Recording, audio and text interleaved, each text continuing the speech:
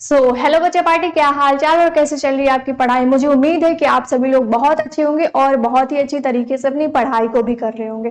तो प्यारे बच्चों, स्वागत है आप सभी का इस वन शॉट सीरीज में जिसका नाम है प्रहार। यानी कि ये जो वन शॉट की सीरीज होने वाली है कंप्लीट साइंस की, ये बिल्कुल से फ्री है। इसमें एक भी रुपए आप लोगों को देने की जरूरत नहीं है। इसके सारे चैप्टर्स के वीडियो यानी कि कंप्लीट साइंस के चैप्टर 1 से लेकर चैप्टर 16 तक के जितने भी, ठीक है, 16 तक के वन शॉट वीडियो जो है वो यूट्यूब चैनल पे, ठीक है, जिसका नाम है बोर्ड पॉइंट, वहां पे ये सारे वीडियो अपलोड कर दिए जाएंगे, जिसको आप लोग देख के अपने सारे डाउट्स को क्लियर कर सकते हैं, सारे कॉन्सेप्ट को क्लियर कर सकते हैं, ठीक है, वो भी बिल्कुल से फ्री में। सबसे पहले तो देखो, हमारे चैप्टर का जो नाम है वो नाम ही है कि धातु और अधातु। यानी कि इसमें हम लोग ये पढ़ेंगे कि जो हमारी धातुएं होती हैं, ठीक है, वो क्या होती हैं, अधातुएं क्या होती हैं, इनके जो भौतिक गुण धर्म होते हैं, ठीक है, रासायनिक गुण धर्म होते हैं, वो क्या क्या होते हैं, ठीक है, इन सभी के बारे में अपन लोग इस वीडियो में पूरा डिटेल में पढ़ने वाले हैं, वो भी बिना, ठीक है, बिना किसी डर के या बिना किसी, ठीक है, उसके अपन लोग बहुत ही अच्छी तरीके से एक एक चीजों को अच्छी तरीके से समझते हुए एक एक कॉन्सेप्ट को समझेंगे। जितने भी डाउट्स हैं आपके सारे के सारे क्लियर होंगे मात्र इसी वीडियो में, ठीक है। यानी कि अगर आप लोग इस वीडियो को देखते हैं तो आपको दूसरा वीडियो देखने की जरूरत नहीं है, क्योंकि इसमें, ठीक है, स्टार्टिंग से आपको चीजें बताई जाएंगी जितनी आपकी एग्जाम में पूछी जाती है या फिर आपके एग्जाम के लिए इंपॉर्टेंट है, वो सारे टॉपिक्स, ठीक है, इस वीडियो में आपको कवर करवाए जाएंगे। तो सबसे पहले हम लोग पढ़ते हैं किसके बारे में, धातु के बारे में, ठीक है। अच्छा, धातु के बारे में पढ़ने से पहले थोड़ा सा हम लोग यहाँ पे जान लेते हैं कि जो हमारे तत्व होते हैं, ठीक है, जो हमारे तत्व होते हैं, इसको आपने 9th में भी पढ़ा है, लेकिन यहाँ पे थोड़ा सा हम लोग पढ़ लेते हैं। देखो, जो सभी तत्व होते हैं, जितने भी आपके तत्व हैं, ठीक है, जितने भी आपके तत्व हैं उनको, ठीक है, सभी तत्वों को उनको विशेष गुणधर्म के आधार पर 3 भागों में बांटा गया है। यानी कि जितने भी आपके तत्व हैं उन सभी को, ठीक है, उनके विशेष गुणधर्म के आधार पर 3 भागों में बांटा गया है। पहला आपका आता है धातु, दूसरा आपका अधातु और तीसरा आपका आता है उपधातु, ठीक है। क्या आता है? उपधातु आता है। तो इस चैप्टर में हम लोग क्या क्या पढ़ेंगे भाई? धातु के बारे में, अधातु के बारे में, उपधातु हमारी कौन सी होती हैं, ठीक है, इनके रासायनिक गुण, इनके भौतिक गुण क्या क्या होते हैं, ये जब रासायनिक अभिक्रिया करती हैं, है ना, तब क्या बनता है, इन सब चीजों के बारे में बहुत ही अच्छी तरीके से पढ़ेंगे। हमारे खनिज क्या होते हैं, अयस्क क्या होते हैं, जो धातु की शुद्धियां, है ना, धातु को हम लोग किस प्रकार से शुद्ध करते हैं, उसके जो टाइप्स होते हैं, है ना, कौन कौन सी विधि होती है, उन सभी को अपन लोग पढ़ेंगे, ठीक है। तो हमने यहाँ पे क्या देखा कि जो हमारे ये सभी तत्व हैं, सभी तत्व, आपके तत्व कितने होते हैं भाई? जो आपकी आवर्त सारणी है उसमें कितने तत्व हैं? उसमें टोटल है आपके 118 तत्व, ठीक है। कितने हैं? 118 तत्व हैं, जिसमें से, ठीक है, आपकी धातु है, उसमें आपके अधातु भी हैं और आपके उपधातु भी हैं, ठीक है। यानी कि 118 जो तत्व हैं उनमें आपकी धातुएं आती हैं, आपकी अधातुएं आती हैं और आपकी उपधातुएं आती हैं, ठीक है। टोटल हमारे कितने तत्व हैं? 118 तत्व हैं। तो चलिए एक बार आप लोग मुझे कमेंट सेक्शन में कमेंट करके ये बता दीजिएगा कि ये जो धातुओं की संख्या होती है ये कितनी होती है, अधातुओं की कितनी होती है और हमारी जो उपधातु होती हैं ये कितनी होती हैं।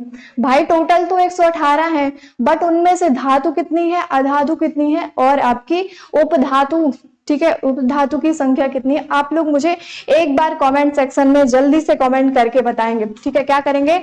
जल्दी से कमेंट करके बताएंगे। चलो चलो भाई, जल्दी से कमेंट करके बताओ कि हमारी धातुएं कितनी होती हैं, अधातुएं कितनी होती हैं और आपकी उपधातु कितनी होती है, ठीक है। कर दिया कमेंट? चलो देखते हैं। यहाँ पे देखो, जो हमारी धातुएं होती हैं वो 91 होती हैं। अधातुओं की बात करें तो अधातुएं हमारी कितनी होती हैं? 22। उपधातु की बात करें तो उपधातु हमारी जो होती है वो 5 होती हैं, ठीक है। कितनी होती है? 5 होती हैं। अब एक बार काउंट कर लेना कि 118 हो गए हैं, ठीक है। क्या कर लेना? एक बार काउंट कर लेना कि 118 हो गए हैं कि नहीं हो गए हैं, ठीक है। ये कितना हुआ आपका? ये 22 और 5, 22 और 5 कितना होगा? 27 हो जाएगा, ठीक है।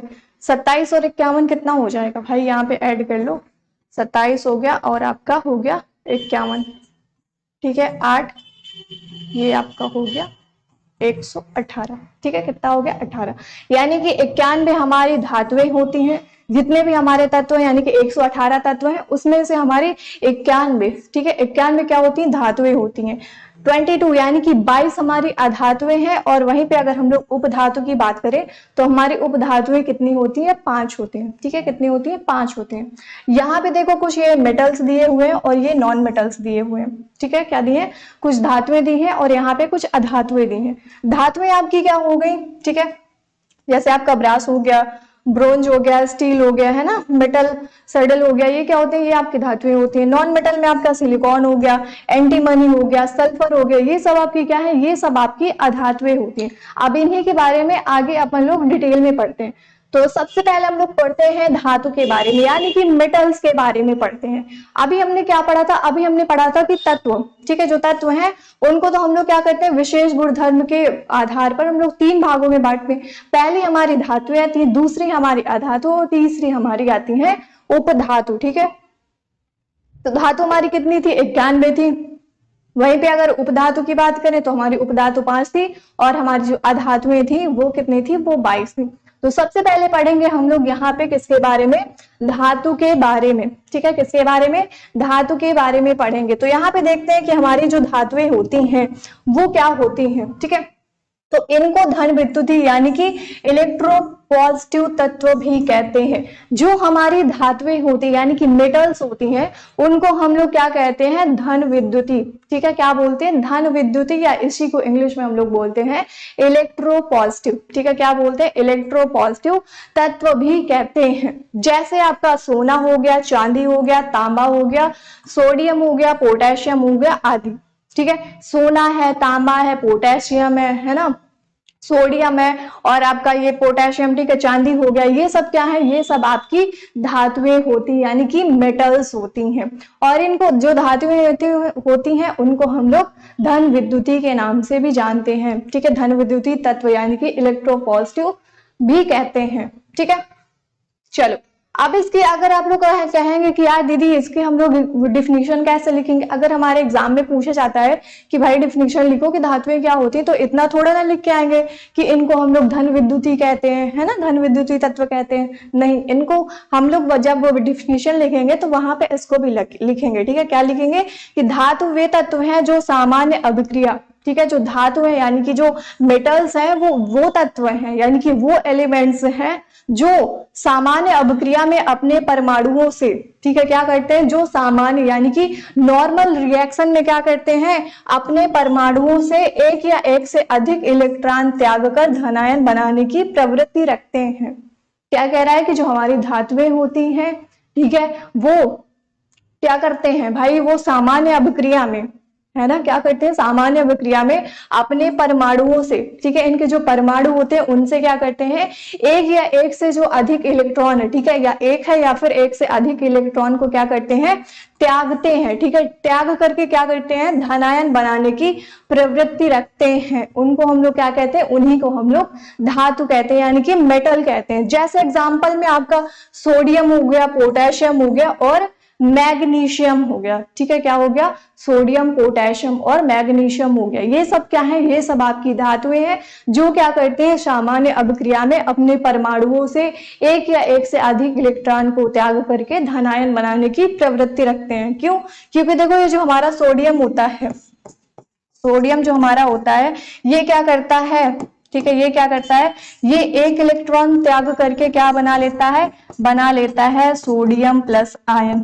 ठीक है, क्या बना लेता है, सोडियम प्लस आयन, यानी कि जो हमारा सोडियम होता है उसमें हमारा कितना होता है, 1 प्लस आयन होता है। तो यहाँ पे क्या हो रहा है, ये जो सोडियम है ये क्या करता है, एक जो इलेक्ट्रॉन है इसका उसको त्याग करके क्या बना लेता है, धन आयन बना लेता है। तो ये क्या है, ये हमारा धातु है, ठीक है। जैसे यहाँ पे भी देखो सोना आपका दिया है, सोना भी आपकी क्या है, धातु है। आपकी निकिल हो गया, ठीक है, तांबा हो गया, चांदी हो गया, ये सब क्या है, ये सब आपकी धातुएं होती है। और धातुओं की संख्या कितनी है, 91, ठीक है, कितनी है, 91, यानी कि टोटल जो हमारी धातुएं पाई जाती हैं वो 91 पाई जाती हैं, ठीक है। आप देखते हैं अब यहाँ पे हम लोग पढ़ते हैं अधातु के बारे में। हमने धातु के बारे में पढ़ ली कि धातु क्या होते हैं, कि धातु ऐसे पदार्थ मतलब तत्व होते हैं जो क्या करते हैं, अपने परमाणुओं से एक या एक से अधिक इलेक्ट्रॉन को त्याग करके क्या करते हैं, धन आयन बनाने की प्रवृत्ति रखते हैं, उन्हीं को हम लोग धातु कहते हैं। अब यहाँ पे हम लोग पढ़ेंगे अधातु को, यानी कि नॉन मेटल को पढ़ेंगे कि हमारी अधातु यानी कि नॉन मेटल्स क्या होती हैं। तो नॉन मेटल्स क्या होती हैं, अधातु, ठीक है, यानी कि नॉन मेटल्स वे तत्व हैं जो सामान्य अभिक्रिया में अपने परमाणुओं से एक या एक से अधिक इलेक्ट्रॉन ग्रहण कर ऋणायन बनाने की प्रवृत्ति रखते हैं, उनको हम लोग क्या कहते हैं, उनको हम लोग अधातु यानी कि नॉन मेटल कहते हैं। देखो जस्ट अपोजिट है, हमने धातु में पढ़ा था कि जो धातु होते हैं वो एक या एक से अधिक इलेक्ट्रॉन को त्याग देते हैं, त्याग करके धनायन बनाते हैं, लेकिन जो अधातुएं होती हैं वो क्या करती हैं, वो एक या एक से अधिक इलेक्ट्रॉन को क्या करते हैं, ग्रहण कर लेते हैं, ठीक है, क्या कर देते हैं, ग्रहण कर लेते हैं, ग्रहण करके ऋण आयन बनाते हैं, तो उन्हीं को हम लोग अधातु कहते हैं। जैसे हमारा क्लोरीन हो गया, ब्रोमीन हो गया और हमारा ऑक्सीजन हो गया, ठीक है, क्या हो गया, हमारा ऑक्सीजन हो गया। क्लोरीन क्या करता है भाई, क्लोरीन एक इलेक्ट्रॉन ग्रहण करके Cl- आयन बनाता है, ठीक है, क्या करता है, Cl- आयन बनाता है, यानी कि क्लोरीन हमारी क्या है, क्लोरीन हमारी अधातु है। अधातु क्या करते हैं, एक या एक से अधिक इलेक्ट्रॉन को क्या करते हैं, ग्रहण करते हैं, ग्रहण करके क्या बना लेते हैं, ऋण आयन बनाते हैं, यानी कि क्लोरीन क्या होती है, क्लोरीन में हमारा 1- आयन होता है, ठीक है। जैसे आपका हो गया कार्बन भी आपकी क्या है, अधातु है, ठीक है, सल्फर क्या है, अधातु है ना, सल्फर क्या है, अधातु है, फास्फोरस भी आपकी अधातु है, डायमंड यानी कि हीरा क्या है, वो भी आपका अधातु है, ठीक है। आगे बढ़ते हैं। अब देखो यहाँ पे एक ये क्वेश्चन पहले ही दे दिया, चलो इसको हटाते हैं, अभी तो उसको हमने पढ़ा ही नहीं है ना, क्वेश्चन पहले ही दे दिया, उसको हमने पढ़ा भी नहीं है। चलो अब हम लोग पढ़ेंगे उपधातु को, ठीक है। उपधातुएं कितनी होती है, हमारी 5 होती हैं, ठीक है, कितनी होती है, हमारी 5 होती है। अब कौन कौन सी होती हैं उनको यहाँ पे हम लोग देखेंगे। देखो सबसे पहले तो बात करते हैं कि हमारी ये उपधातु होती क्या है, ठीक है, क्या होती हैं। कुछ ऐसे तत्व भी होते हैं जिनमें धातु और अधातु दोनों के गुण पाए जाते हैं, उन तत्वों को उपधातु कहते हैं। क्या कह रहा है कि कुछ ऐसे धातु मतलब अधातु और धातु को छोड़ करके कुछ ऐसी धातुएं भी होती हैं जिनमें दोनों के गुण होते हैं, यानी कि धातु के भी होंगे और अधातु दोनों के गुण होंगे, तो उनको हम लोग क्या बोलेंगे, उनको हम लोग बोलते हैं उपधातु, ठीक है। क्या बोलते हैं, उपधातु, यानी कि मेटालिट बोलते हैं, ठीक है, क्या बोलते हैं, मेटालिट बोलते हैं। जैसे एग्जाम्पल में हमारा आर्सेनिक हो गया, एंटीमनी हो गया, सिलिकॉन हो गया और बोरान आदि, ठीक है। क्या हो गया भाई, हमारा आर्सेनिक हो गया, एंटीमनी हो गया, सिलिकॉन हो गया, बोरान हो गया, ये हमारे क्या है, ये हमारे उपधातुएं होती हैं, ठीक है, क्या होती हैं, हमारी उपधातुएं होती हैं। एक बार फिर से रिवाइज कर लेते हैं, धातु क्या होती है, धातु ऐसे तत्व होते हैं जो सामान्य अभिक्रिया में क्या करते हैं, एक या एक से अधिक इलेक्ट्रॉन को त्यागते हैं, त्याग करके क्या बनाते हैं, धनायन बनाते हैं, तो वो क्या होते हैं, वो आपके धातु होते हैं। जैसे सोडियम हो गया आपका, है ना, सोडियम हो गया, पोटेशियम हो गया, सोना हो गया, चांदी हो गई, ये सब क्या है, ये सब आपकी धातुएं हैं। अधातु की बात करें तो अधातु ऐसे तत्व होते हैं जो कि सामान्य अभिक्रिया में क्या करते हैं, एक या एक से अधिक इलेक्ट्रॉन को क्या करते हैं, ग्रहण करते हैं, ठीक है, क्या करते हैं, ग्रहण करके ऋणायन बनाने की प्रवृत्ति रखते हैं, उनको हम लोग अधातु बोलते हैं, है ना। जैसे आपका कार्बन हो गया, है ना, क्या हो गया, कार्बन हो गया, और क्या हो गया, याद करो, और क्या हो गया, और आप लोग बताओ मुझे, और क्या हो गया, है ना, मैंने धातु के तो बता दिए, अब आप लोग मुझे अधातु के बताना। फिर हमारे आते हैं उपधातु। उपधातु क्या होते हैं कि उपधातु ऐसी धातुएं होती हैं जिनमें धातु के भी और अधातु दोनों के गुण पाए जाते हैं, उन्हें हम लोग उपधातु कहते हैं। जैसे हमारा सिलिकॉन हो गया, ठीक है, जर्मेनियम हो गया, आर्सेनिक हो गया, हमारा बोरान हो गया, हमारा एंटीमनी हो गया, ये क्या है, ये हमारी उपधातुएं होती हैं, ठीक है। यहां तक डन है, आगे बढ़ते हैं। अब यहाँ पे हम लोग पढ़ते हैं धातु एवं अधातुओं के भौतिक गुणधर्म के बारे में, ठीक है, किसके बारे में, यहाँ पे हम लोग पढ़ेंगे जो हमारी धातुएं होती हैं और हमारी अधातुएं होती हैं, उनके जो भौतिक गुणधर्म होते हैं वो क्या क्या होते हैं, ठीक है। देखो क्योंकि यहां से आपका क्वेश्चन पूछा जाता है, आपके एग्जाम में ये क्वेश्चन पूछा जाता है कि तो धातु और अधातु में या तो अंतर दे दिया जाएगा ठीक है, क्या दे दिया जाएगा, अंतर। और ये भौतिक गुण धर्म पूछा तो वो भी सेम ही है आपका। ठीक है, चलो देखते हैं हम लोग, पहले बात करते हैं धातु की। तो धातुएं हमारी क्या होती हैं, धातुएं हमारी चमकदार होती हैं। अगर हम लोग चमक की बात करें, जो धातुएं होती हैं, ठीक है, जो धातुएं होती है वो क्या होती है, वो चमकदार होती हैं। अगर हम लोग अधातुओं की बात करें तो अधातुएं हमारी चमकदार नहीं होती हैं, यानी इनमें कोई चमक नहीं पाई जाती है। ठीक है, क्या होती है, इनमें कोई भी चमक नहीं पाई जाती। जैसे आपका कार्बन हो गया, कार्बन क्या आपका कोयला ही तो है, कोयला क्या चमकता है, नहीं चमकता है ना। और अगर हम लोग धातुओं की बात करें, जैसे हमारा चांदी हो गया, सोना हो गया, है ना, तांबा हो गया, ये इनमें क्या होती है, इनमें एक विशेष प्रकार की चमक होती है। ठीक है, फिर हम लोग बात करें अधातुओं की, तो अधातुओं में क्या होता है, आघातवर्ध एवं तन्य होते हैं। जो हमारे धातुएं होती हैं वो क्या होती है, आघातवर्ध, यानी कि अगर उनको हम लोग पीटेंगे, ठीक है, क्या करेंगे, अगर हम लोग पीटेंगे तो वो फैलते हैं। ठीक है, टूट नहीं जाते हैं, फैलते हैं। और इनमें क्या होता है, इनमें तन्यता का गुण भी होता है, यानी कि खींचने का भी गुण होता है। जैसे आपने क्या लिया, आपने सोना ले लिया, ठीक है, आपने थोड़ा सा 1 ग्राम सोना ले लिया। अब आप उसको क्या करेंगे, उसकी अगर लंबी सी तार बनाएंगे ना, तो वो 2 से 3 किलोमीटर की तार बन जाएगी एक ग्राम सोना में। ठीक है, कितने, 1 ग्राम सोना में आप 2 से 3 किलोमीटर की लंबी तार उसकी बना सकते हैं, यानी कि इनमें तन्यता होती है। ठीक है, खींचने का इनमें जो गुण होता है वो होता है किसमें, आपकी धातुओं में। देखो जो हमारी अधातुएं होती है इनमें चमक नहीं होती, लेकिन आपका यहाँ पे रह गया था, आयोडीन जो होती है ये एक अपवाद होती है, यानी कि आयोडीन जो अधातु है उसमें चमक होती है। ठीक है, फिर दूसरे नंबर की बात करें अधातु, अधातु आपकी भंगुर होती है। ठीक है, क्या होती है, भंगुर होती है। जो आपकी अधातुएं होती है वो भंगुर, यानी कि जब उनको हम लोग पीटेंगे तो क्या हो जाती है, वो टूट जाती है। जैसे अगर कोयला ले लिया, है ना, आपका कार्बन कोयला है जो, अगर उसको आप लोग पीटेंगे तो क्या हो जाएगा भाई, टूट जाएगा, है ना, क्या हो जाएगा, टूट जाएगा। फिर अगले नंबर की बात करें तो अगला पॉइंट आपका दिया है, धातुएं विद्युत और ऊष्मा के चालक होते हैं। जो आपकी धातुएं होती हैं वो क्या होती है, ऊष्मा और विद्युत की चालक होती हैं। यानी कि धातु है, चालक का मतलब क्या है भाई, ऊष्मा जो है, विद्युत जो है वो यहां से यहां तक आ जा सकती है आसानी से। ठीक है, मान लो मैंने क्या किया, मैंने एक लोहे की, ठीक है, मैंने एक लोहे की क्या छड़ ले ली, है ना, क्या ले ली, छड़ ले ली। मैं अगर उसको गर्म करूंगी ऐसे तो यहाँ से वो यहाँ तक भी धीरे धीरे करके गर्म हो जाती है ना, क्या हो जाती है, गर्म हो जाती है।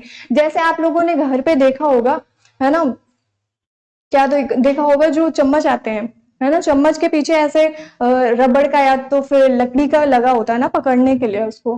क्यों, क्योंकि वो जो होते हैं वो ऊष्मा और विद्युत के चालक होते हैं, है ना, क्या होते हैं, चालक होते हैं। यानी कि इसमें ऊष्मा और विद्युत आसानी से आ जा सकते हैं, किसमें, आपकी धातु में। अधातु की बात करें तो अधातुएं विद्युत एवं ऊष्मा के कुचालक होते हैं। ठीक है, जो हमारी अधातुएं होती हैं वो ऊष्मा और विद्युत की कुचालक होती हैं, यानी कि इनमें जो विद्युत और ऊष्मा का चालन होता है वो सही से नहीं हो पाता है। ठीक है, यानी कि एक स्थान से दूसरे स्थान पर नहीं जा पाता है। अगले नंबर की बात करें तो अगला नंबर आपका दिया है, धातुएं प्रायः ठोस होती हैं। जो आपकी धातुएं होती है वो क्या होती है, प्रायः ठोस होती है। यानी कि सभी धातुओं को अगर आप लोग देखेंगे तो वो क्या होती है, ठोस, यानी कि सॉलिड होती हैं। लेकिन यहीं पे आपका क्या है, यहीं पे आपका एक पारा है। पारा आपका क्या है, पारा आपकी धातु है, लेकिन ये क्या होती है, ये ठोस नहीं होती। ये पारा जो होता है वो द्रव अवस्था में पाया जाता है। ठीक है, किसमें, द्रव अवस्था में पाया जाता है। अगला नंबर अगर बात करें इधर अधातुओं में, तो अधातुएं जो हमारी होती है, अधातुएं प्रायः ठोस एवं गैस होती हैं। ठीक है, जो अधातुएं होती हैं वो ठोस, द्रव, गैस तीनों अवस्था में पाई जाती हैं। लेकिन इसमें भी एक अपवाद है, आपकी जो ब्रोमीन है। ठीक है, जो ब्रोमीन है, आपका ग्रेफाइट है और आपका आयोडीन है, ये क्या है, ये अपवाद है। ठीक है, क्या है, ये अपवाद है। क्यों, क्योंकि ये जो ब्रोमीन है, अधातु है, ये रूम के मतलब कमरे के टेम्परेचर पे जब ये रहता है तो ये द्रव अवस्था में पाई जाती है। अगले नंबर की बात करें तो धातुओं का गलनांक एवं क्वथनांक उच्च होता है। जो हमारी धातुएं होती है उनका जो गलनांक होता है और उनका जो क्वथनांक होता है वो क्या होता है, वो उच्च होता है, यानी कि हाई होता है। अगर हम लोग अधातुओं की बात करें तो अधातुओं का गलनांक एवं क्वथनांक निम्न होता है, यानी कि नॉर्मल होता है। ठीक है, क्या होता है, नॉर्मल होता है। यहां तक मुझे लगता है कि आपको सारी चीजें समझ आ गई होंगी। अगर समझ आ गई है तो जल्दी से एक बार वीडियो को अपने दोस्तों के साथ शेयर कर दीजिएगा। ठीक है, क्योंकि तुम लोग यार करते नहीं हो, है ना, शेयर नहीं करते हो। मैं बोल बोल के थक जाती हूँ, बट फिर भी आप लोग क्लास को शेयर नहीं करते हो। भाई क्लास को देख रहे हो, है ना, अगर आपका भला हो रहा है तो आप अपने दोस्तों का, है ना, अपने मित्रों का भी भला कर दिया करो, अकेले अकेले नहीं पढ़ा करो, उनके पास भी क्लास को शेयर कर दिया करो, ठीक है। चलो अब यहाँ पे हमारा एक क्वेश्चन दिया है। क्वेश्चन क्या कह रहा है कि निम्न में कौन सा उपधातु है। अब इन चारों में से आपको बताना है कि इन चारों में से आपका उपधातु कौन सा है, क्योंकि देखो मैंने पीछे आपको बताया था ना, उपधातु, धातु और अधातु तीनों मैंने पढ़ाया है ना। तो यहाँ पे आप लोग बताओ कि इन चारों में से आपका उपधातु कौन सा है। जिंक है, कैल्शियम है, जर्मेनियम है या फिर कार्बन है, ठीक है। क्या बताना है, यहाँ पे आपको बताना है कि इन चारों में से आपका जो उपधातु है वो कौन सा है, ठीक है। तो इसका राइट आंसर हमारा हो जाएगा सी नंबर, यानी कि जो जर्मेनियम होता है ये हमारा क्या है, ये हमारा उपधातु है, ठीक है। क्या है, ये हमारा उपधातु है, ठीक। और ये कैल्शियम और ये जिंक क्या होते हैं, ये आपकी धातुएं होती हैं, ठीक है। क्या है, आपकी धातुएं। और आपका जो कार्बन है ये क्या है, ये आपका अधातु है, ठीक है। तो हमारा क्या बचता, हमारा सी नंबर यानी कि जर्मेनियम बचता। जर्मेनियम हमारा क्या है, उपधातु है। अगला क्वेश्चन हमारा दिया है, कौन विद्युत का सर्वोत्तम सुचालक है। यहां से आपको बताना है कि इन चारों में से आपका कौन है जो विद्युत का क्या है, सर्वोत्तम सुचालक है, यानी कि उसमें से आसानी से जो विद्युत है वो आ जा मतलब एक सिरे से दूसरे सिरे पर आ जा सकती है। यहाँ पे आपको वो बताना है। पहला दिया आपका कॉपर, दूसरा आपका दिया है क्या, चांदी, ठीक है। क्या दिया है आपका, चांदी दिया है। तीसरा आपका दिया एल्यूमिनियम और चौथा आपका दिया है आयरन, ठीक है। चौथा क्या दिया है, चौथा आपका दिया है आयरन। तो यहाँ पे आपको बताना है कि इसका जो राइट आंसर होगा वो कौन सा हो जाएगा आपका, ठीक है। क्या बताना है, यहाँ से आपको बताना है कि इसका राइट आंसर जो होगा वो कौन सा होगा, यानी कि इन चारों में से आपके विद्युत का सर्वोच्च या फिर सर्वोत्तम सुचालक कौन है।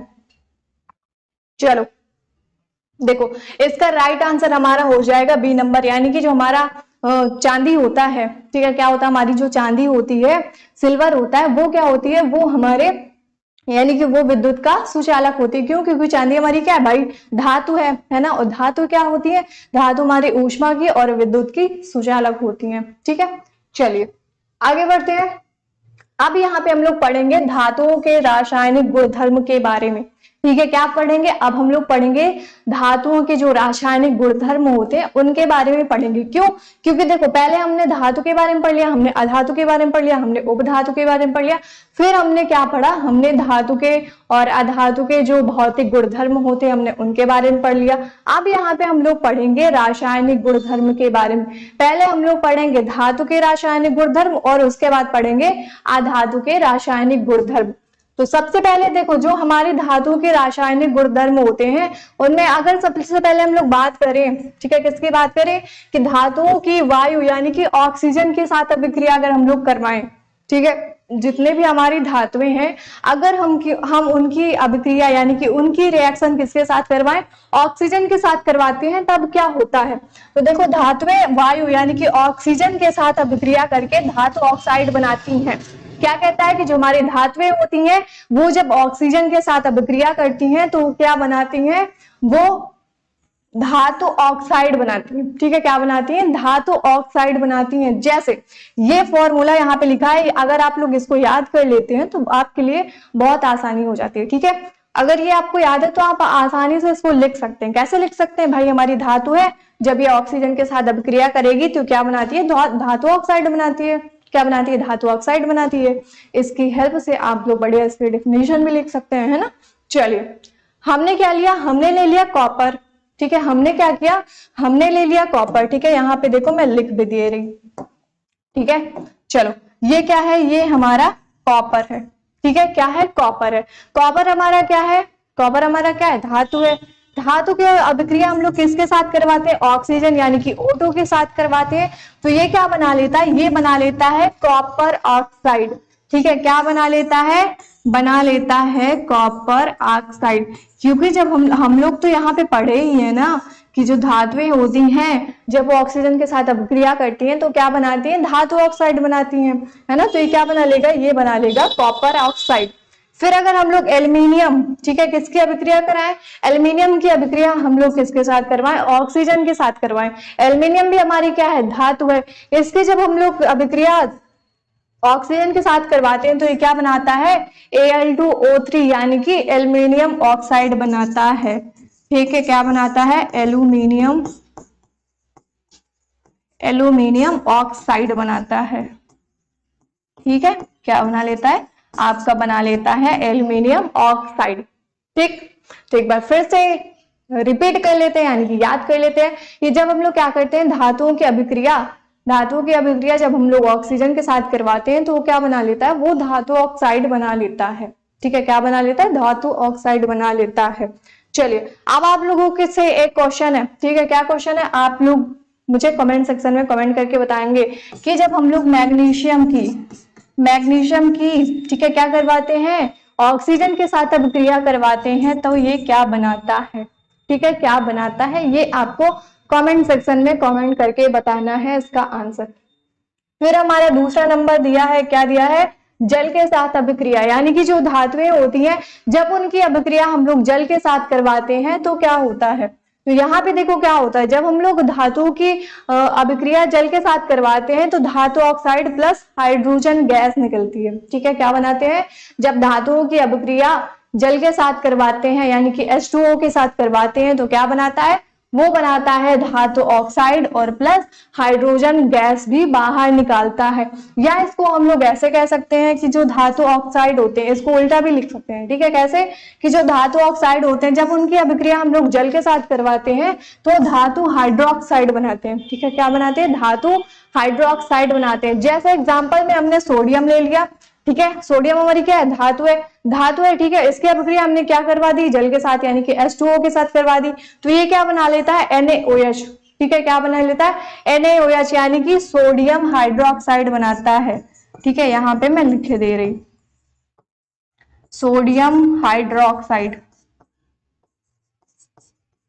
क्या बना लिया, आपका बना लिया सोडियम हाइड्रोक्साइड प्लस आपका हाइड्रोजन गैस और प्लस क्या करेगा, ऊष्मा भी उत्सर्जित होगी। ठीक है, इसी तरह अगर हम लोग क्या करें, कैल्शियम ले ले, कैल्शियम की अभिक्रिया अगर हम लोग किसके साथ, जल के साथ करवा दे तो ये बना लेता है आपका कैल्शियम हाइड्रोक्साइड। ठीक है, क्या बना लेता है, बना लेता है कैल्शियम हाइड्रोक्साइड, कैल्शियम हाइड्रोक्साइड बना लेता है। और साथ ही साथ क्या करता है, साथ ही साथ हाइड्रोजन गैस को भी उत्सर्जित करता है। क्यों, क्योंकि जब हम लोग धातु की अभिक्रिया जल के साथ करवाते हैं तो क्या बनाते हैं, धातु ऑक्साइड या फिर धातु हाइड्रोक्साइड बनाते हैं और प्लस क्या करते हैं, हाइड्रोजन गैस को मुक्त करते हैं।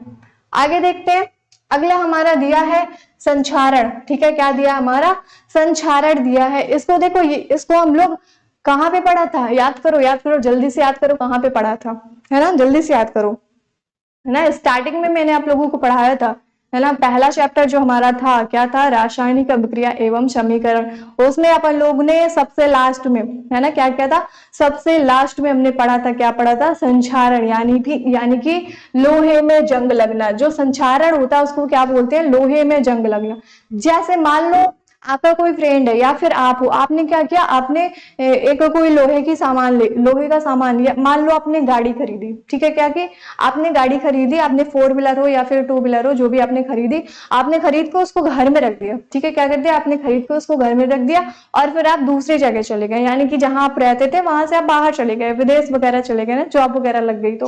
तो क्या होगा कि आपकी जो बाइक है या फिर आपकी जो कार है उसमें क्या हो जाता है, उसमें जंग लग जाता है। ठीक है, क्या लग जाता है, जंग लग जाता है, यानी कि उसमें जैसे गांव की भाषा में उसमें क्या बोलते हैं, मूर्छा लगना। ठीक है, क्या बोलते हैं, मूर्छा लगना, है ना, जंग लगना, संक्षारण होना उसका। तो वही क्या है आपका, जैसे लोहे के जितने भी लोहे के सामान होते हैं ना, उनमें क्या होता है, उनमें जंग लग जाता है, मूर्छा लग जाता है। तो उसी के बारे में पढ़ेंगे कि लोहे में जंग लगना क्या है, आपका संक्षारण क्या है। तो जब लोहे से बने सामान नमी वाली, ठीक है, क्या होती है, नमी वाली हवा में ऑक्सीजन से प्रतिक्रिया करते हैं तो लोहे पर एक भूरे रंग की यानी आयरन ऑक्साइड की, ठीक है, किसकी, आयरन ऑक्साइड की परत जम जाती है, जिसे धातु का संक्षारण या लोहे में जंग लगना कहते हैं। क्या कहता है कि जितने भी आपके लोहे से बने सामान है, ठीक है, जितने भी आपके लोहे से बने सामान है, जब वो क्या होते हैं, नमी वाली हवा यानी कि ऑक्सीजन, जहां पे नम होता है यानी कि पानी वगैरह थोड़ा सा होगा नम जो स्थान होगा वहां पे, या फिर ऑक्सीजन जो होता है, ऑक्सीजन से क्या कर लेते हैं, प्रतिक्रिया कर लेते हैं, ठीक है, क्या कर लेते हैं, प्रतिक्रिया यानी कि अभिक्रिया कर लेते हैं। तो क्या होता है लोहे पर, ठीक है, जो आपका लोहा है उसमें क्या होती है, एक भूरे रंग की, ठीक है, एक भूरे रंग की यानी कि आयरन ऑक्साइड की परत जम जाती है, जिसे हम लोग क्या कहते हैं, धातु का संक्षारण या फिर जंग लगना, लोहे पर जंग लगना कहते हैं। जैसे आपका यहाँ पे दिया हुआ है, ठीक है, रिएक्शन दी हुई है Fe, आपका ये आयरन हो गया, ठीक है, क्या हो गया, आपका आयरन हो गया, ये क्या होगा, ये ऑक्सीजन में या फिर जल में, ऑक्सीजन और जल में यानी कि नमी में और वायु के साथ ये जब संपर्क में आता है तो ये क्या बनाता है, ये बना लेता है आपका फेरस ऑक्साइड, ठीक है, क्या बना लेता है, फेरस ऑक्साइड बना लेता है, यानी कि आयरन ऑक्साइड बना लेता है, और साथ ही साथ जल भी निकलता है, ठीक है, क्या होता है, जल भी बाहर निकलता है। अब यहाँ पे हमारा अगला नंबर दिया, क्या दिया है, तनु अम्लों से अभिक्रिया। जो हमारी धातुएं होती है जब उनकी हम लोग अभिक्रिया किसके साथ करवाते हैं, तनु अम्ल के साथ करवाते हैं।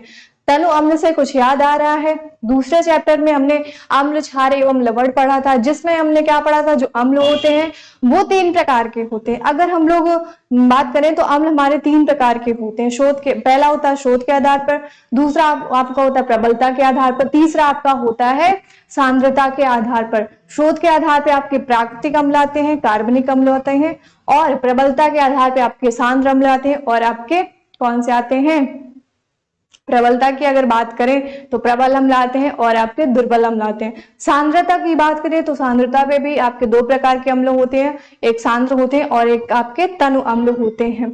तनु अम्ल कौन से होते हैं, तनु अम्ल ऐसे होते हैं जिनमें जो पानी की मात्रा होती है वो ज्यादा होती है, और उसमें क्या होता है, उसमें अम्ल की मात्रा कम होती है, ठीक है। तनु अम्ल क्या होते हैं आपके, यहाँ पे मैं लिख दे रही, ठीक है, आपके तनु अम्ल हो गए, इनमें क्या होगा, जो पानी हो गया वो क्या होगा, वो ज्यादा होगा, ठीक है, क्या होगा, ज्यादा होगा।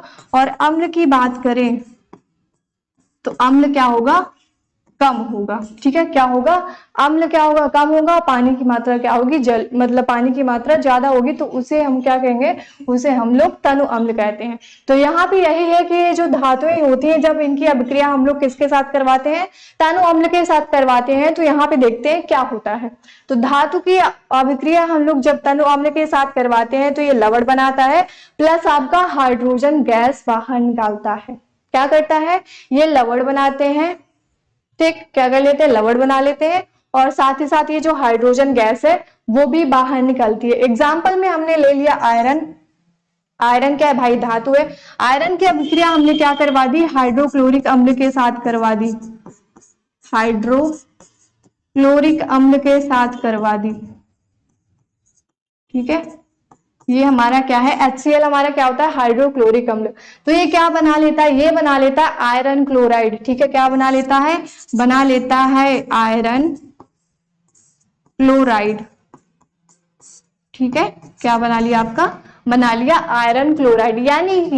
यानी कि क्या कह रहा है कि जो धातुएं होती है जब उनकी अभिक्रिया हम लोग तनु अम्ल के साथ करवा देते हैं तो वो लवण बनाते हैं और साथ ही साथ हाइड्रोजन गैस को भी बाहर निकालते हैं। जैसे हमने आयरन ले लिया, आयरन हमारा क्या है, धातु है, फिर हमने तनु हाइड्रोक्लोरिक अम्ल ले लिया यानी कि HCl ले लिया। जब इन दोनों की आपस में अभिक्रिया करवाते हैं तो ये क्या बना लेता है, ये बना लेता है आपका आयरन क्लोराइड, ठीक है, यानी कि क्या बनाता है, आयरन क्लोराइड, और साथ ही साथ आपकी हाइड्रोजन गैस को भी बाहर निकालता है। इसी तरह अगर हम लोग दूसरा एग्जांपल देखें, हमने जिंक ले लिया, जिंक की अभिक्रिया हमने किसके साथ करवा दी, HCl यानी कि हाइड्रोक्लोरिक अम्ल के साथ करवा दी, तो ये क्या बना लेता है, ये बना लेता है जिंक क्लोराइड, ठीक है। यहाँ पे देखो लिखे दे रहे, ये हमारा क्या है, ये हमारा है जिंक क्लोराइड, ठीक है, क्या है, हमारा जिंक क्लोराइड बनाता है, प्लस साथ ही साथ हाइड्रोजन गैस भी बाहर निकलती है। तीसरे नंबर की अगर हम लोग बात करें तो तीसरे नंबर पे हम लोग क्या लेते हैं, मैग्नीशियम लेते हैं। मैग्नीशियम की अभिक्रिया हम लोग किसके साथ करवाते हैं, हाइड्रोक्लोरिक अम्ल के साथ करवाते हैं। तो ये दोनों आपस में अभिक्रिया करके क्या बना लेते हैं, ये बना लेते हैं मैग्नीशियम क्लोराइड, ठीक है, क्या बना लेते हैं, ये बना लेते हैं मैग्नीशियम क्लोराइड, मैग्नीशियम क्लोराइड। ठीक है, क्या बना लिया, मैग्नीशियम क्लोराइड, जो कि क्या है, जो कि हमारा लवण है। फिर ये क्या करता है, साथ ही साथ हाइड्रोजन गैस को भी बाहर निकालता है। ठीक है, यहां तक डन है। यहां तक मुझे लगता है कि अभी तक आप लोगों को कोई भी प्रॉब्लम नहीं हुई होगी। अगर नहीं हुई है तो चलिए यहाँ पे अब अपन लोग करते हैं अगला। ठीक है, यहाँ पे हम लोग अगले नंबर की बात करते हैं। और अभी तक अगर आप लोगों ने क्या नहीं किया, वीडियो को शेयर नहीं किया है, तो वीडियो को अपने दोस्तों के साथ शेयर कर दीजिए। ठीक है, और नीचे डिस्क्रिप्शन में क्या दी हुई है, टेलीग्राम चैनल की लिंक दी हुई है, यानी कि टीजी की आपकी लिंक दी हुई है, जहां पे आपको क्या करना है, जाके आपको टेलीग्राम चैनल ज्वाइन करना है। टेलीग्राम चैनल पे आपको क्या मिलेंगे, फ्री में आपको सारी नोट्स मिलेंगी, यानी कि hand written notes complete science की, प्लस आपको क्या मिलेगा, पैनल पीडीएफ भी मिलेगा। ठीक है, क्या मिलेगा, पैनल पीडीएफ भी मिलेगा। यानी कि ये जो क्लास हो रही है, ठीक है, इसका ये जो पीडीएफ है, ये भी आपको टेलीग्राम चैनल पे मिल जाएगा, वो भी बिना 1 भी रुपए दिए हुए, यानी कि फ्री में। ठीक है, फ्री में। और ये भी होता है ना कि जो चीज फ्री में मिलती है उसकी आप लोग क्या करते हैं, कदर नहीं करते हैं ना, क्या नहीं करते, कदर नहीं करते हैं। जो चीज फ्री में मिलती है फिर वो तो ऐसी ही पड़ी रह जाती है ना, ऐसे बस मतलब हमारे किसी काम की नहीं है। ठीक है, फ्री की है, फ्री की है, छोड़ दिया, ऐसा नहीं करना है आप लोगों को। ठीक है, फ्री का है इसका मतलब ये नहीं है कि आप उसको ना देख के छोड़ दो या फिर ऐसे ही लेके रख लो।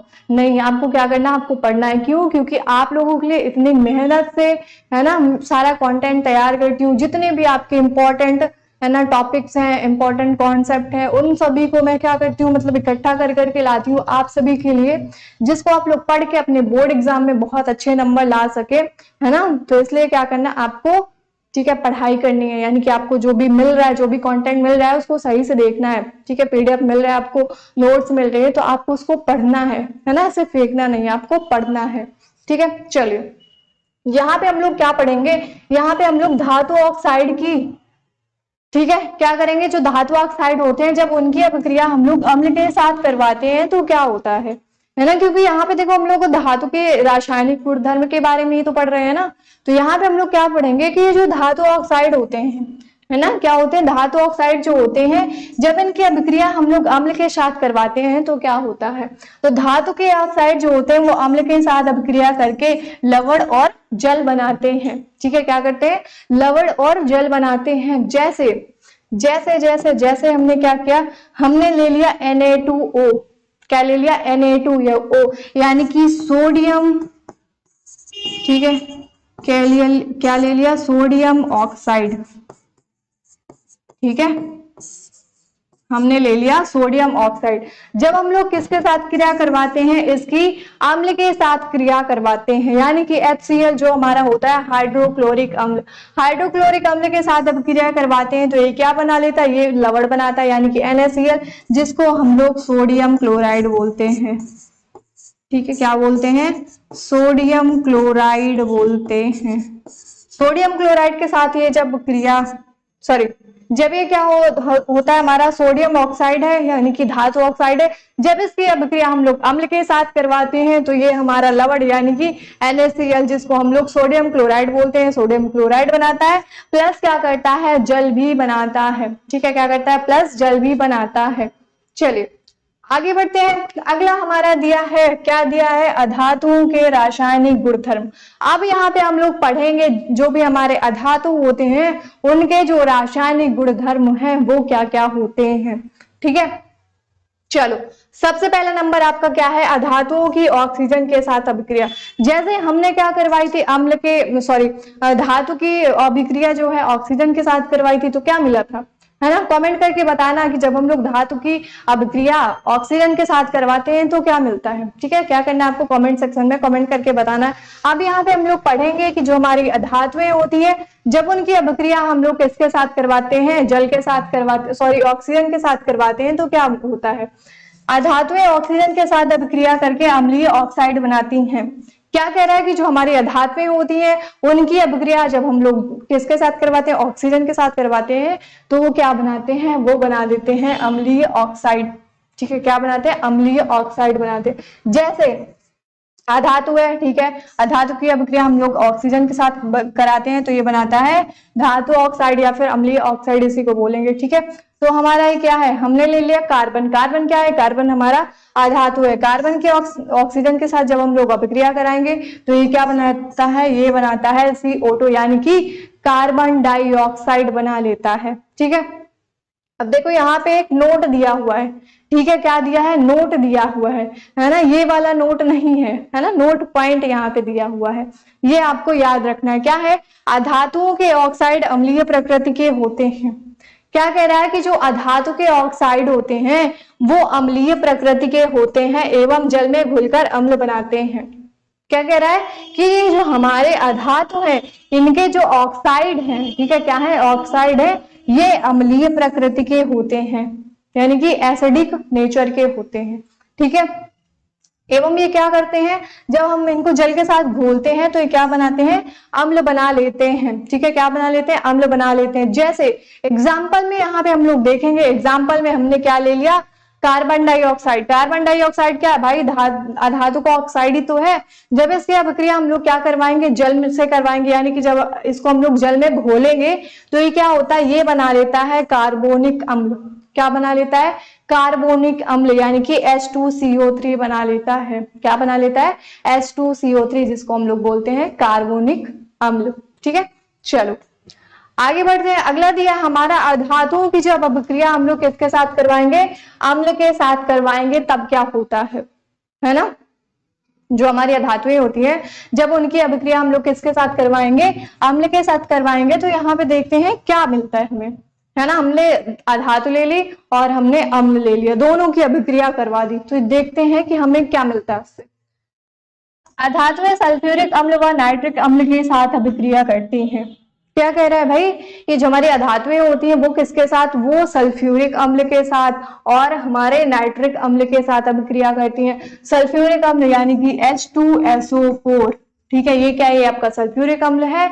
HNO3, ठीक है, HNO3 ये क्या है, ये आपका है नाइट्रिक अम्ल, ठीक है, क्या है, नाइट्रिक अम्ल। जो हमारी अधातुएं होती हैं वो सल्फ्यूरिक अम्ल के साथ और नाइट्रिक अम्ल के साथ अभिक्रिया करती हैं। जैसे हमने सल्फर ले लिया, ठीक है, क्या ले लिया, सल्फर ले लिया। सल्फर की अभिक्रिया हम लोग किसके साथ करवाते हैं, H2SO4 यानी कि सल्फ्यूरिक अम्ल के साथ करवाते हैं, तो ये क्या बनाता है, ये बना लेता है सल्फर डाइऑक्साइड, ठीक है, सल्फर डाइऑक्साइड बना लेता है।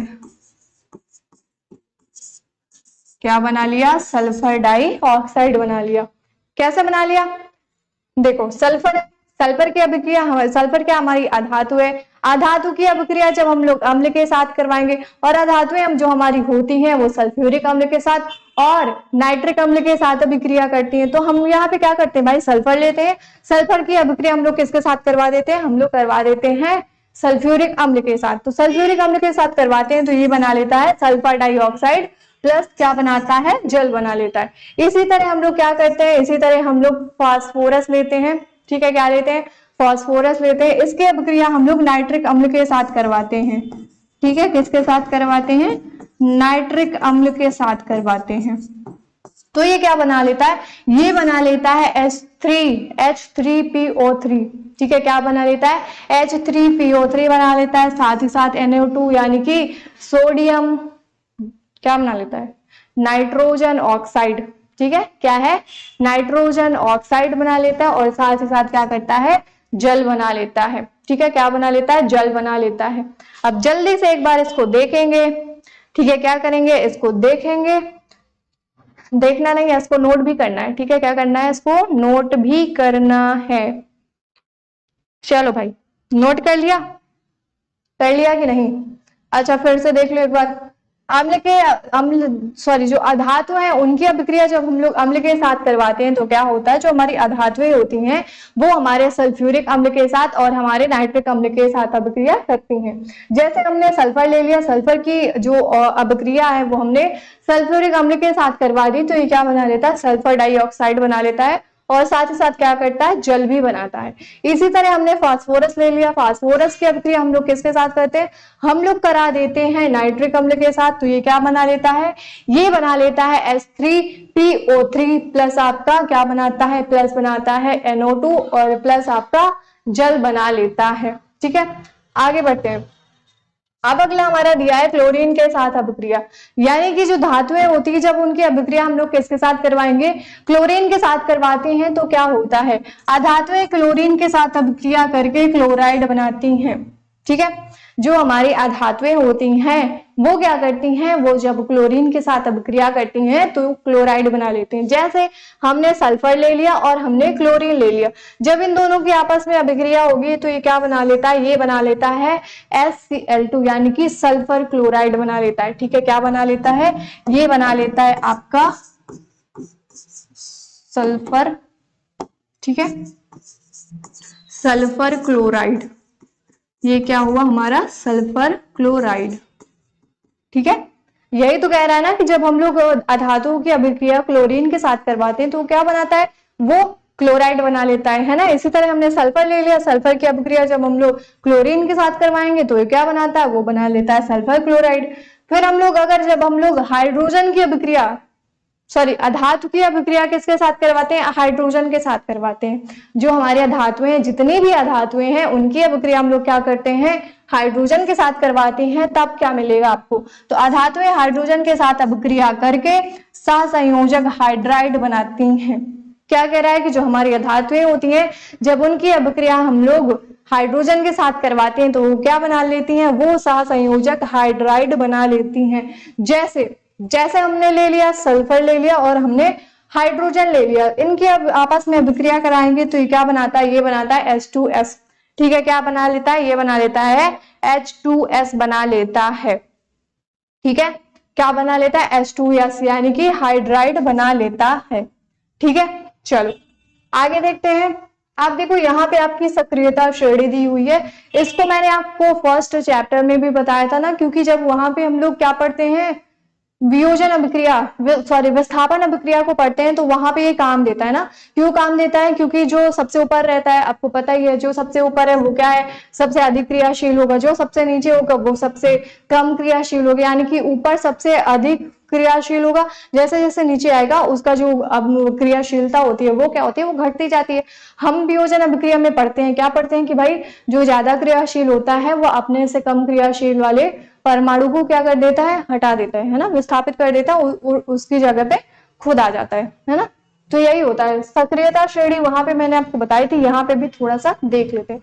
तो सक्रियता श्रेणी में आपका जो सबसे ऊपर होता है पोटेशियम होता है, फिर आपका सोडियम हो गया, कैल्शियम हो गया, मैग्नीशियम हो गया, एल्यूमिनियम हो गया, जिंक हो गया, आयरन हो गया और आपका लेड हो गया। फिर आपका हाइड्रोजन, कॉपर, मरकरी, चांदी और आपका सबसे नीचे क्या होता है, सोना। यानी कि जो सोना होता है वो सबसे कम अभिक्रियाशील धातु होती है। ठीक है, क्या होती है, वो सबसे कम अभिक्रियाशील धातु होती है। और सबसे ज्यादा की बात करें तो पोटेशियम जो आपका होता है, पोटेशियम सबसे अधिक क्रियाशील धातु होती है। ठीक है, चल अब आगे देखते हैं। अब आगे क्या पढ़ते हैं कि प्रकृति में धातुओं की उपस्थिति देखते हैं। यहाँ पे हम लोग पढ़ेंगे कि जो हमारी प्रकृति है ना, हमारा जो नेचर है उसमें ये जो धातु होती हैं उनकी उपस्थिति यानी कि प्रेजेंस क्या है, ठीक है, कैसे है, कहाँ पे है, इनके बारे में पढ़ेंगे। तो पहला आपका होता है मुक्त अवस्था में, यानी कि जो आपकी धातुएं हैं वो जो प्रकृति में पाई जाती हैं, पहली तो आपकी मुक्त अवस्था में पाई जाती हैं। मुक्त अवस्था में कौन कौन सी पाई जाती हैं, देखो जब कोई धातु प्रकृति में अकेला पाया जाता है तो उसे मुक्त अवस्था में पाए जाने वाला धातु कहते हैं। क्या कह रहा है कि जब कोई भी ऐसा धातु है जो अकेला पाया जाएगा, ठीक है, क्या होगा, जो अकेला पाया जाएगा प्रकृति में यानी कि नेचर में, या तो फिर उसको हम लोग क्या बोलेंगे, उसे हम लोग मुक्त अवस्था में पाए जाने वाला धातु कहते हैं। ठीक है, क्या कहते हैं उसको, मुक्त अवस्था में पाए जाने वाला धातु कहते हैं। जैसे हमारा Au यानी कि सोना हो गया, ठीक है, क्या हो गया, सोना हो गया, चांदी हो गया यानी कि सिल्वर हो गया आपका, है ना, सिल्वर को चांदी बोलते हैं।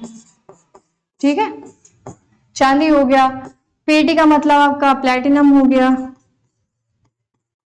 क्या हो गया आपका प्लेटिनम हो गया। ये सब क्या है, ये सब आपकी मुक्त अवस्था में पाई जाने वाली धातुएं हैं। ठीक है, क्या है, ये सब आपकी मुक्त अवस्था में पाई जाने वाली धातुएं हैं। क्यों, क्योंकि ये क्या होते हैं, ये प्रकृति में अकेली पाई जाती हैं। ठीक है, क्या होती है, अकेली पाई जाती है, या फिर इनको मुक्त अवस्था में पाई जाती है, या फिर ये मुक्त अवस्था में पाई जाती है, इसलिए ये क्या है, ये हमारी मुक्त अवस्था में पाई जाने वाली धातुएं। कौन सी, आपकी चांदी होगी, आपका सोना हो गया, और आपका प्लेटिनम हो गया आदि।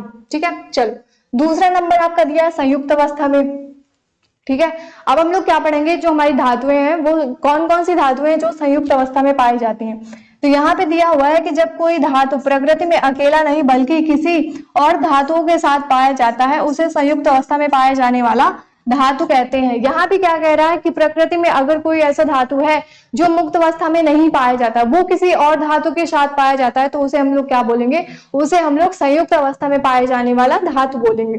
जैसे हमारा कैल्शियम कार्बोनेट हो गया। ठीक है, क्या हो गया, हमारा हो गया कैल्शियम कार्बोनेट, कैल्शियम कार्बोनेट।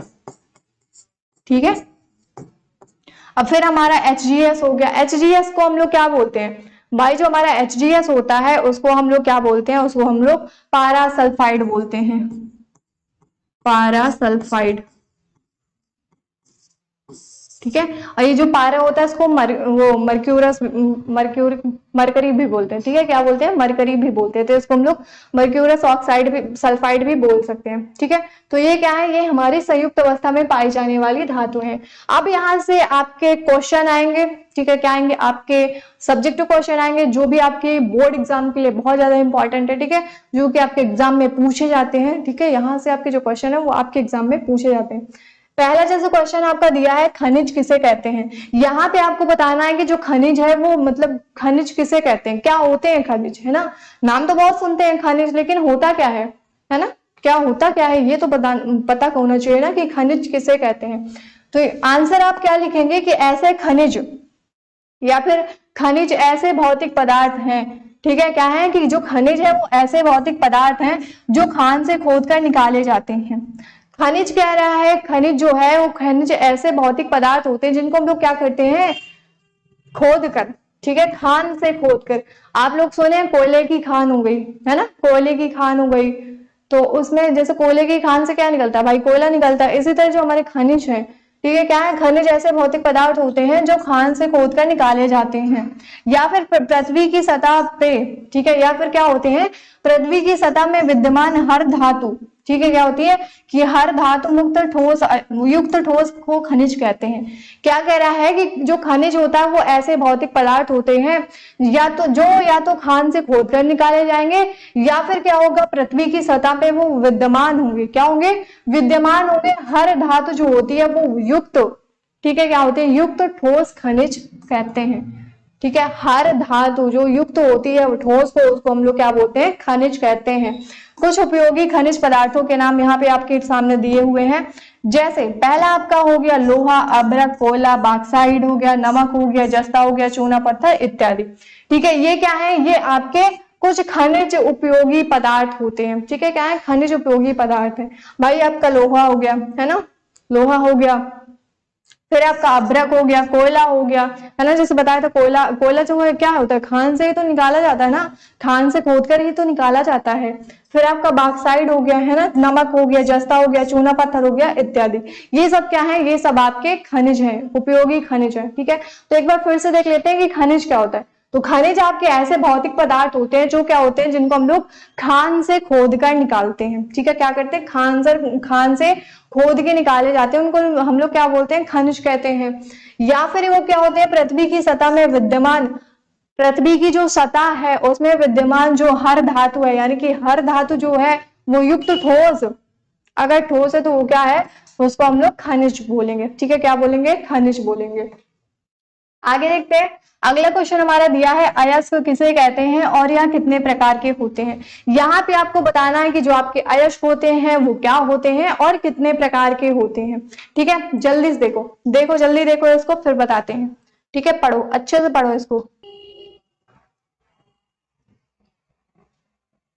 चलो देखो, लो भाई पानी पी लो, ठीक है। तुम लोग क्या करो, पानी पी लो थोड़ा सा, क्योंकि थक गए होगे ना, उस टाइम से पढ़ रहे हो, इतने टाइम से पढ़ पढ़ के थक गए होगे, थोड़ा सा पानी पी लो, ठीक है। पानी पी लो, थोड़ा सा आराम कर लो, फिर पढ़ते हैं, है ना। चलो क्या पढ़ेंगे कि हमारे जो अयस्क होते हैं वो अयस्क जो है वो किसे कहते हैं और ये कितने प्रकार के होते हैं। अयस्क, अयस्क क्या है और ये कितने प्रकार का है, इसको पढ़ेंगे। तो वे खनिज जिन्हें, ठीक है, वे खनिज जिनसे धातुएं आसानी से तथा कम खर्च में प्राप्त की जा सकती हैं वह अयस्क कहलाते हैं। क्या कह रहा है कि ऐसे खनिज, ठीक है, यानी कि ऐसे खनिज या फिर वो खनिज जिनसे जो धातुएं होती हैं वो आसानी से, है ना, इजिली, मतलब जो धातुएं हैं, ठीक है, वो क्या होती हैं, वो मतलब प्राप्त की जा सकती है या फिर कम खर्च में प्राप्त की जा सकती हैं, उन्हें हम लोग क्या कहेंगे, उन्हें हम लोग अयस्क बोलेंगे, ठीक है। क्या कहेंगे, उन्हें हम लोग अयस्क बोलेंगे। अयस्क क्या है कि अयस्क मतलब जिनसे जो खनिज है, मतलब ऐसे खनिज जो है जिनसे जो धातुएं हैं वो मतलब आसानी से और कम खर्च में प्राप्त की जा सकती हैं, तो उसे हम लोग क्या कहेंगे, उसे हम लोग अयस्क कहेंगे। सभी अयस्क खनिज है, सभी अयस्क यानी जितने भी आपके अयस्क हैं वो क्या है, वो खनिज हैं आपके, लेकिन सभी खनिज आपके अयस्क नहीं होते हैं, ठीक है। क्या कह रहा है कि जो सभी खनिज हैं, है ना, सभी खनिज क्या है, अयस्क नहीं हो सकते, लेकिन सभी अयस्क आपके क्या होते हैं, सभी अयस्क खनिज होते हैं। क्यों, क्योंकि भाई जो अयस्क है वो किससे, खनिज से ही तो निकाले जाते हैं ना, जो अयस्क है वो किससे, खनिज से ही तो निकाले जाते हैं। तो इसलिए क्या कह रहा है कि जो सभी अयस्क हैं वो खनिज है, लेकिन आपके सभी खनिज जो होते हैं वो अयस्क नहीं होते। यहाँ पे हम लोग देखते हैं कि जो खनिज है वो कितने प्रकार के, सॉरी अयस्क जो है वो कितने प्रकार के होते हैं, क्योंकि यहाँ पे पूछ रहा है ना कि पहले तो आपको अयस्क को बताना कि अयस्क क्या है, फिर आपको बताना है कि ये कितने प्रकार के होते हैं। तो हमने अयस्क तो पढ़ लिया कि अयस्क हमारा क्या होता है। अब यहाँ पे हम लोग देखेंगे तो जो हमारा अयस्क है उसके कितने प्रकार होते हैं। तो अयस्क के आपके 4 प्रकार होते हैं, ठीक है। कितने प्रकार होते हैं, 4 प्रकार होते हैं। कौन कौन से, पहला आपका होता है ऑक्साइड अयस्क, दूसरा होता है सल्फाइड अयस्क, तीसरा आता है आपका कार्बोनेट अयस्क, और चौथा आपका आता है, यहाँ पे आपको दिख नहीं रहा होगा, यहाँ पे मैं लिख दे रही, ठीक है। चौथा आपका होता है हैलाइड, हैलाइड अयस्क, ठीक है। क्या आता है, चौथा आपका हैलाइड अयस्क आता है। एक बार फिर से देख लेते हैं। पहला आपका कार्बोनेट, है ना, इधर उधर भी बोल सकते हैं उसको, ये नहीं है कि सीरियल से ही बोलो, कैसे भी आपको याद होने चाहिए, कैसे भी याद होने चाहिए। सबसे पहले आपका ऑक्साइड, फिर सल्फाइड हो गया, फिर कार्बोनेट हो गया, फिर आपका हैलाइड अयस्क हो गया, ठीक है। अयस्क आपके कितने प्रकार के होते हैं, 4 प्रकार के। पहला आपका क्या होता है, ऑक्साइड होता है, दूसरा आपका कार्बोनेट हो गया, तीसरा आपका हो गया सल्फाइड हो गया, चौथा आपका हो गया हैलाइड, ठीक है। अब इन चारों को अपन लोग देखते हैं कि ये जो अयस्क हैं, यानी कि ये चारों अयस्क क्या होते हैं और इनके एग्जाम्पल मतलब कौन कौन से होते हैं, ठीक है। जैसे पहले की अगर हम लोग बात करें तो पहला हमारा क्या था, ऑक्साइड अयस्क, ठीक है। तो क्या था, ऑक्साइड अयस्क था। तो यहाँ पे हम लोग देखेंगे कि जो हमारा ये ऑक्साइड अयस्क है ये क्या होता है, ठीक है। चलो पेन चेंज कर लेते हैं, क्या कर लेते हैं, पेन चेंज कर लेते हैं थोड़ा सा। चलो तो यहाँ पे हम लोग किसके बात कर रहे हैं, ऑक्साइड अयस्क की। अभी दिख रहा है, दिख रहा है आप लोगों को, ठीक है, दिख रहा है। वैसा अयस्क जिसमें धातु के साथ अशुद्ध के रूप में ऑक्सीजन उपस्थित रहे उसे ऑक्साइड अयस्क कहते हैं। क्या कह रहा है कि ऐसा अयस्क जिसमें धातु के साथ, ठीक है, क्या हो, धातु के साथ अशुद्ध के रूप में, अशुद्ध के रूप में क्या उपस्थित रहे, आपकी ऑक्सीजन यानी कि O2 उपस्थित रहे, उसको हम लोग क्या बोलते हैं, उसको हम लोग बोलते हैं ऑक्साइड अयस्क, ठीक है। क्या बोलते हैं, उसको हम लोग ऑक्साइड अयस्क बोलते हैं। यानी कि ऑक्साइड अयस्क क्या होते हैं, ऑक्साइड अयस्क क्या है कि ऐसा अयस्क जिसमें, ठीक है, जिसमें धातु के साथ क्या हो, आपकी अशुद्ध के रूप में ऑक्सीजन उपस्थित हो, उसे हम लोग ऑक्साइड अयस्क कहते हैं। जैसे आपका हो गया, क्या हो गया, Al2O3 यानी कि एल्युमिनियम ऑक्साइड हो गया, ठीक है, एल्युमिनियम ऑक्साइड हो गया, फिर हेमेटाइड हो गया यानी कि Fe2O3 हो गया आपका, मैग्नेटाइड हो गया, ठीक है, क्या हो गया, मैग्नेटाइड हो गया आपका क्यूप्रस हो गया। ये सब क्या है, ये सब आपके ऑक्साइड अयस्क होते हैं, ठीक है। क्या होते हैं, आपके ऑक्साइड अयस्क होते हैं, ठीक है। यहां तक डन है। चलो अगला नंबर हमारा दिया है सल्फाइड अयस्क, ठीक है। क्या दिया है,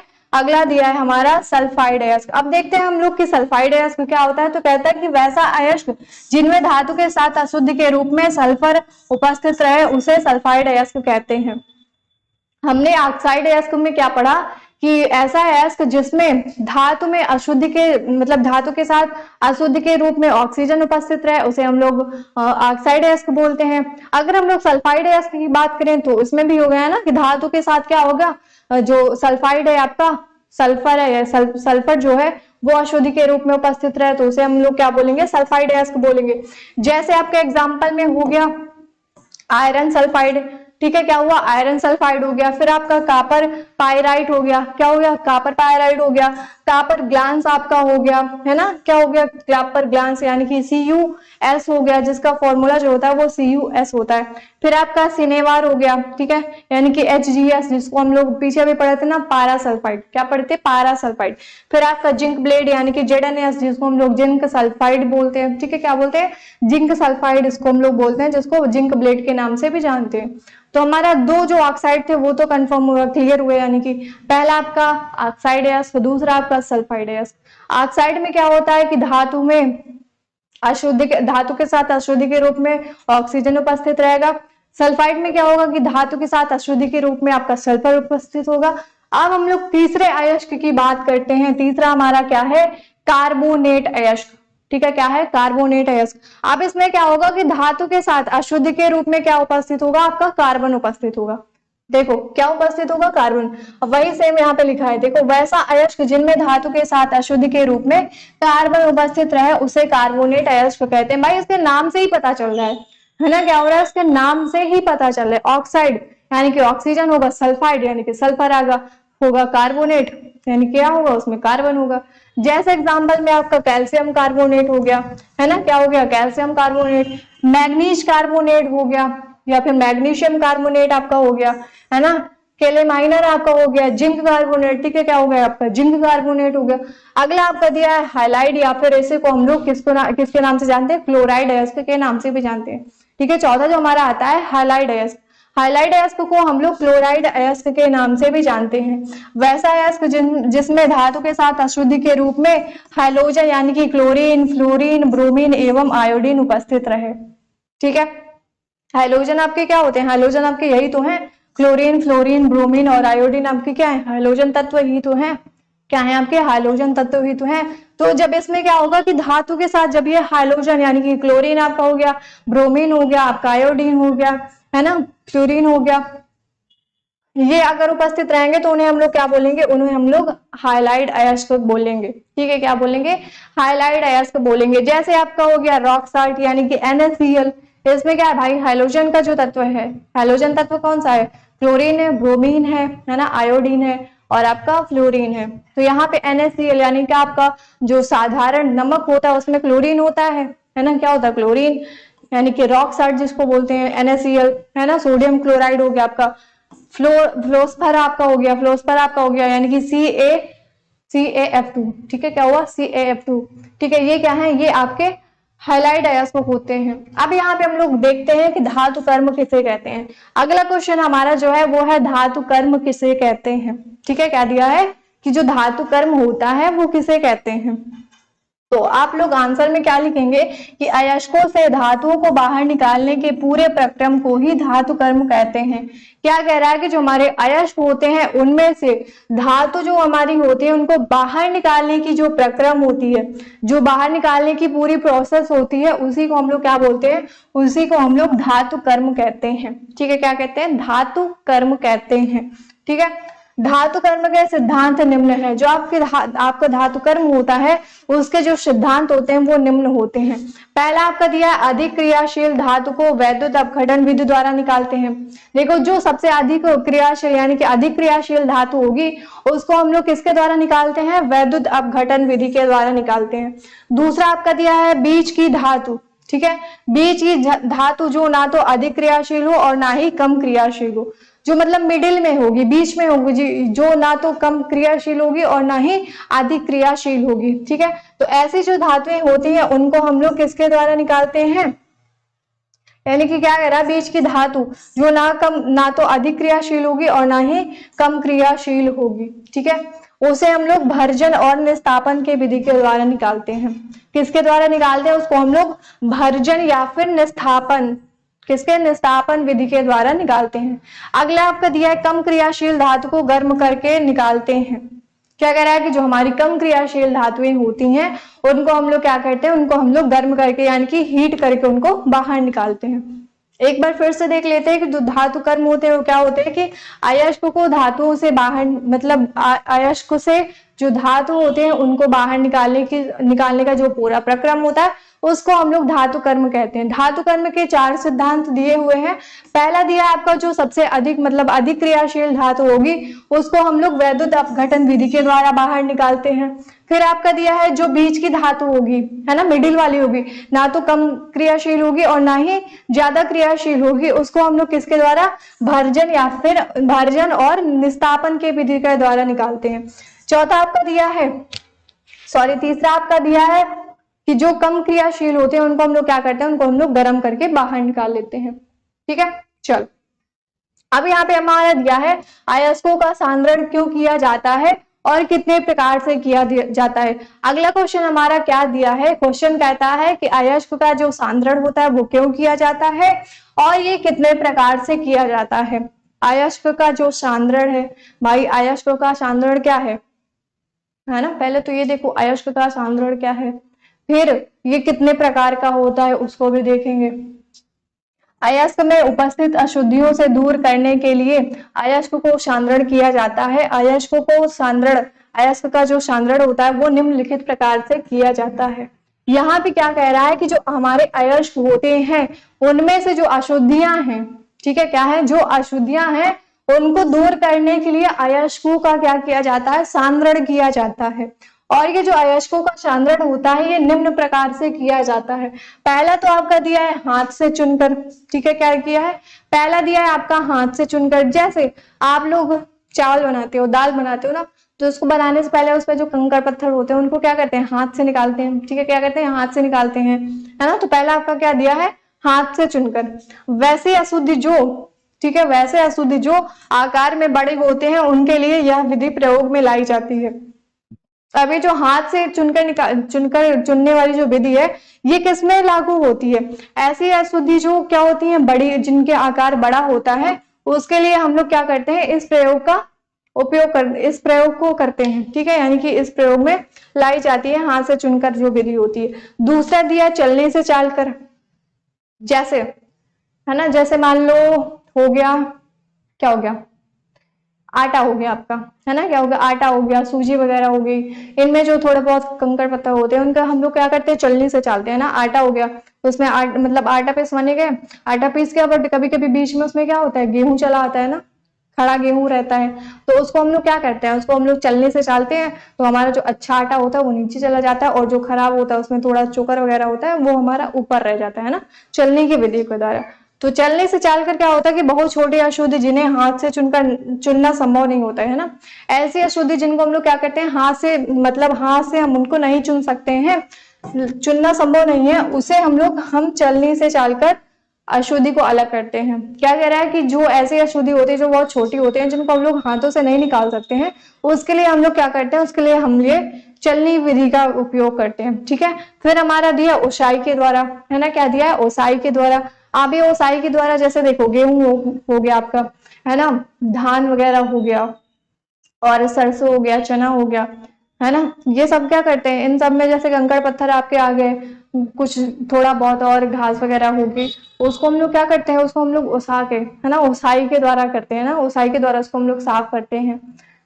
तो ओसाई के द्वारा आपका क्या होता है कि इस विधि में अयस्क भारी और अशुद्धि हल्का होता है। इसमें क्या कह रहा है कि आपका जो अयस्क होगा वो भारी होगा और जो उसकी अशुद्धि होगी वो क्या होगी, हल्की होती है, जिससे भारी अयस्क वहीं पर रह जाता है और हल्की अशुद्धि हवा में उड़ जाती है ना। अब आप लोग क्या करेंगे भाई, वही सामान है, मान लो कोई सामान, क्या, सरसों ले लो, गेहूं ले लो, अगर मान लो थोड़ा सा उसमें कुछ, है ना, कूड़ा वगैरह है, तो उसको जब आप ऐसे डालोगे तो क्या होगा, जो आपका भारी है, इनके भारी अयस्क वो तो रह जाएगा, बाकी तो सब हवा में उड़ जाएगा ना, हल्का वाला जो होगा।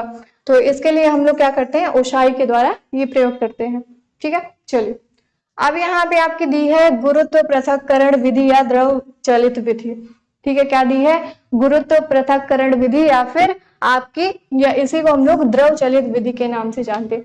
आप देखो ये जो अयस्कों का सांद्रण होता है, ठीक है, इनसे आपके क्वेश्चन बार बार के पूछे जाते हैं, है ना।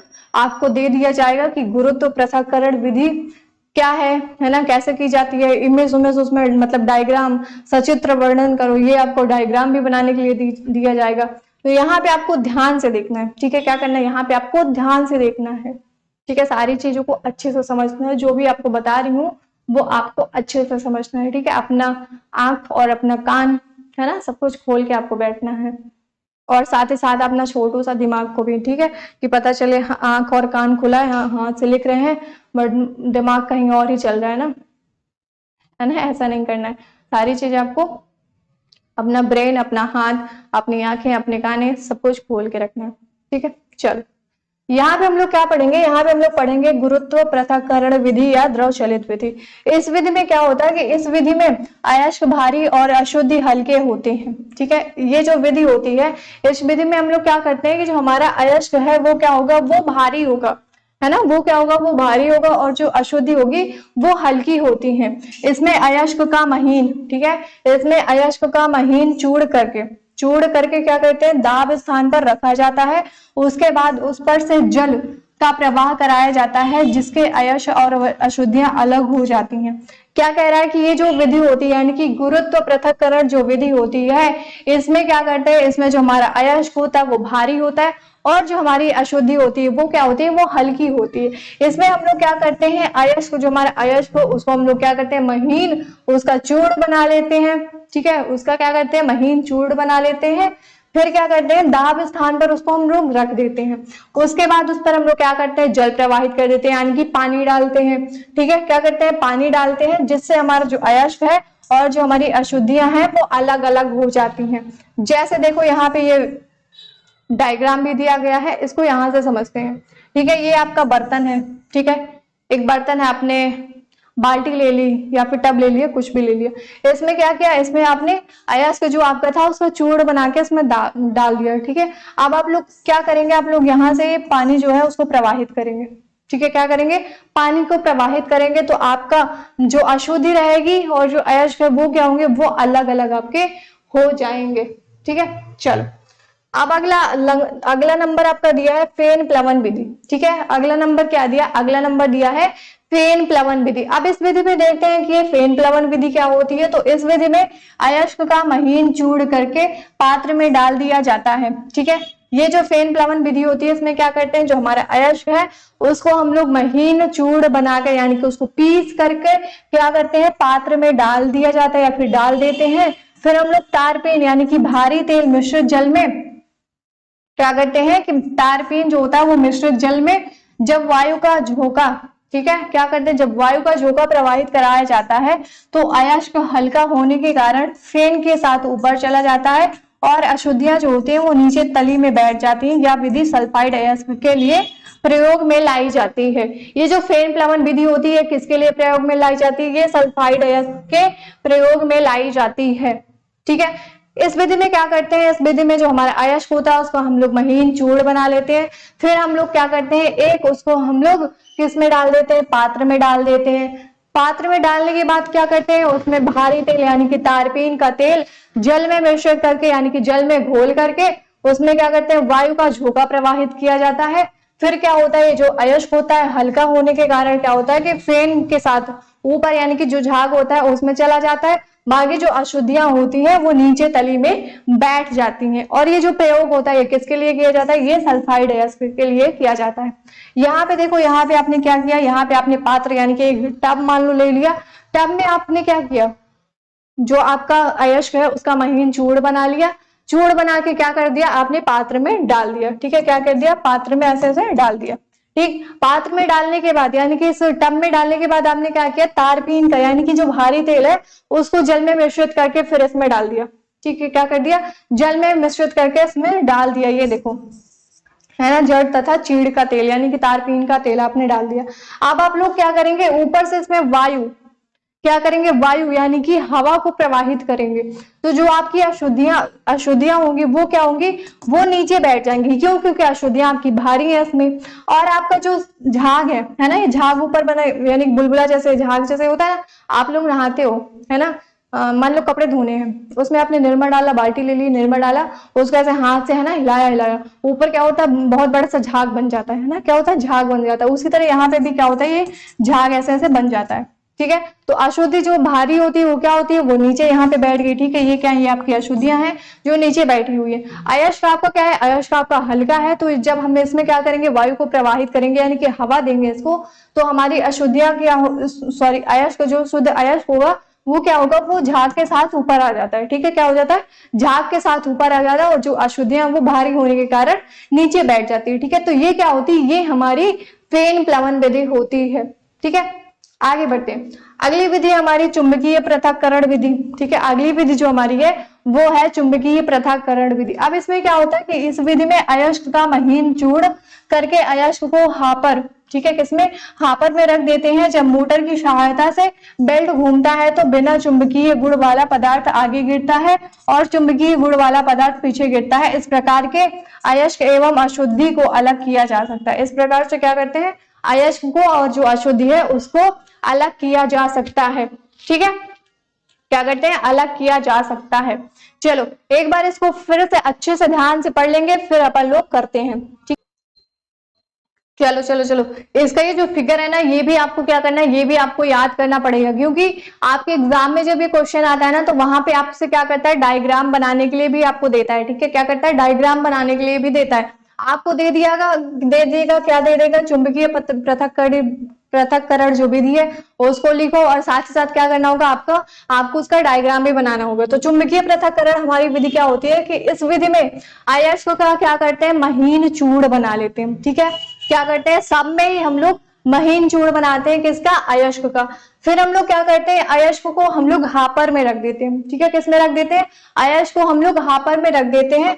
जब मोटर की सहायता से, ठीक है, जब क्या होती है, मोटर की सहायता से बेल्ट जो उसका होता है वो घूमता है, तो बिना जो चुंबकीय गुण वाला पदार्थ होता है वो आगे गिर जाता है। ठीक है, और जो चुंबकीय गुण वाला पदार्थ होता है वो कहाँ पे, वो पीछे आपके गिरता है। ठीक है, इस प्रकार से हम लोग क्या करते हैं, अयस्क एवं अशुद्धि को अलग कर लिया जाता है। जैसे यहाँ पे देखो, ये आपकी चुंबकीय पृथक्करण विधि है। ठीक है, क्या है, चुंबकीय पृथक्करण विधि है। यहाँ पे हम लोग क्या करते हैं, ये आपका हापर है। ठीक है, इसमें हम लोग क्या करते हैं, अयस्कों का महीन चूड़ करके डालते हैं। फिर ये जो पिसा हुआ अयस्क है ये आगे आता है। जब इसका बेल्ट जो होता है वो घूमता है ना, ये क्या है, इसके पहिए हैं दोनों, ये फिर ये ऐसे करके बेल्ट इसमें दिया हुआ है ना, बेल्ट के साथ पहिए घूमते हैं। जब ये बेल्ट घूमता है तो क्या होता है, आपका जो पिसा हुआ अयस्क है वो आगे गिरता है। ठीक है, तो जो चुंबकीय वाला होगा, वो क्या होगा, वो आगे गिरेगा यानी कि आगे वाले टब में आएगा। और जो अचुंबकीय यानी कि बिना चुंबक वाला जो गुण होगा, पदार्थ होगा, वो बिना चुंबक वाला जो गुण का पदार्थ होगा वो कहाँ पे, वो यहाँ पे है ना, पीछे वाले टब में गिरेगा। ठीक है, और ये वाले आगे वाले टब में जो गिरेगा वो चुंबकीय पदार्थ गिरेगा। ठीक है, तो इससे हम लोग क्या करते हैं, इससे हम लोग अशुद्धि को और अयस्क को अलग करते हैं चुंबकीय पृथक्करण विधि के द्वारा। फिर से एक बार देख लेते हैं कि हम लोग क्या करते हैं, अयस्क का महीन चूड़ बना लेते हैं और उस चूड़ को हम लोग क्या करते हैं, हापर में डाल देते हैं। ठीक है, और मोटर की सहायता से जब ये बेल्ट घूमता है तो उससे क्या होता है कि जो चुंबकीय पदार्थ वाला गुण होता है ना, चुंबकीय गुण वाला जो पदार्थ होता है वो आगे गिरता है। ठीक है, वो कहाँ गिरता है, वो आगे गिरता है। और जो बिना चुंबक गुण वाला पदार्थ होता है वो कहाँ पे, वो पीछे गिरता है। और इस प्रकार की जो विधि है, इससे हम लोग क्या करते हैं, इससे हम लोग अयस्क को और अशुद्धियों को अलग करते हैं। ठीक है, फिर हमारा दिया है गलनिक पृथक्करण विधि। ठीक है, अगली विधि हमारी कौन सी है, गलनिक पृथक्करण विधि। ठीक है, कौन सी है, गलनिक पृथक्करण विधि। और इसको पढ़ने से पहले अगर आप लोगों ने अभी तक क्या नहीं किया, वीडियो को शेयर नहीं किया है, ठीक है, तो एक बार जल्दी से वीडियो को शेयर कर देंगे अपने दोस्तों के पास। और नीचे डिस्क्रिप्शन में लिंक दी हुई है टेलीग्राम चैनल को, जिसको आप लोग ज्वाइन कर सकते हैं। वहां पे आपको सारे फ्री में नोट्स प्रोवाइड किए जाएंगे। ठीक है, क्या किए जाएंगे, सारे फ्री में नोट्स प्रोवाइड किए जाएंगे कंप्लीट साइंस की। और ये जो पैनल पीडीएफ है ठीक है, क्या है, ये जो पैनल पीडीएफ है ये भी आपको टेलीग्राम चैनल पे भी मिलेगा। और पहला और दूसरा चैप्टर हो चुका है ऑलरेडी उसका, ठीक है, वन शॉट वीडियो मतलब कंप्लीट हो चुका है, उसका भी लिंक नीचे डिस्क्रिप्शन में दिया हुआ है, वहां से आप लोग उन दोनों चैप्टर्स को देख सकते हैं, है ना, दोनों वन शॉट वीडियो को देख सकते हैं और आपके जितने भी डाउट्स हैं, जो भी डाउट्स हैं, आप वहां से उनको क्लियर कर सकते हैं, ठीक है। और उन दोनों चैप्टर्स का जो पैनल पीडीएफ है वो ऑलरेडी टेलीग्राम पर क्या कर दिया गया है, अपलोड कर दिया गया, वहां से टेलीग्राम पे जाके आप लोग उसको डाउनलोड कर सकते हैं। तो यहाँ पे हम लोग क्या पढ़ रहे थे, गलनिक पृथक्करण विधि को। तो गलनिक पृथक्करण विधि एक ऐसी विधि है जिसमें हम ऐसे अयस्क का सांद्रण करते हैं जहां अयस्क और अशुद्धियां के गलनांक अलग अलग होते हैं। इस विधि में हम अयस्क के कण को पीसकर उसे गर्म करते हैं। गर्म करने से अयस्क का कण जो होता है वो द्रवित अवस्था में चला जाता है, जबकि अशुद्धि जो होती है वो कठोर यानी कि ठोस, ठीक है, क्या होती है, ठोस अवस्था में ही रह जाती है। उसके बाद हम इसे क्या करते हैं, ढालुनुमा तल, ठीक है, ढालुनुमा तल यानी कि ढलान वाला जो तल होता है उसके सहारे अयस्क से द्रवित, ठीक है, क्या करते हैं, अयस्क के जो द्रवित कण अशुद्ध से अलग कर लिए जाते हैं।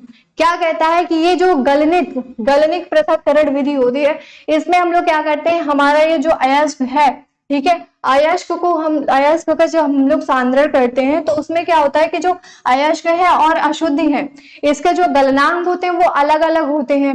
इस विधि में हम लोग क्या करते हैं, जो हमारा अयस्क का कण है उसको हम लोग पीस देते हैं, पीस करके क्या करते हैं, उसको गर्म करते हैं। गर्म करने से जो अयस्क का कण है वो द्रवित अवस्था में आ जाता है, ठीक है, क्या होता है, द्रवित अवस्था में चला जाता है या फिर आ जाता है। और जो हमारा अशुद्धि होती है, जो हमारी अशुद्धि होती है वो किसमें, वो ठोस अवस्था में आ जाती है यानी कि रह जाती है।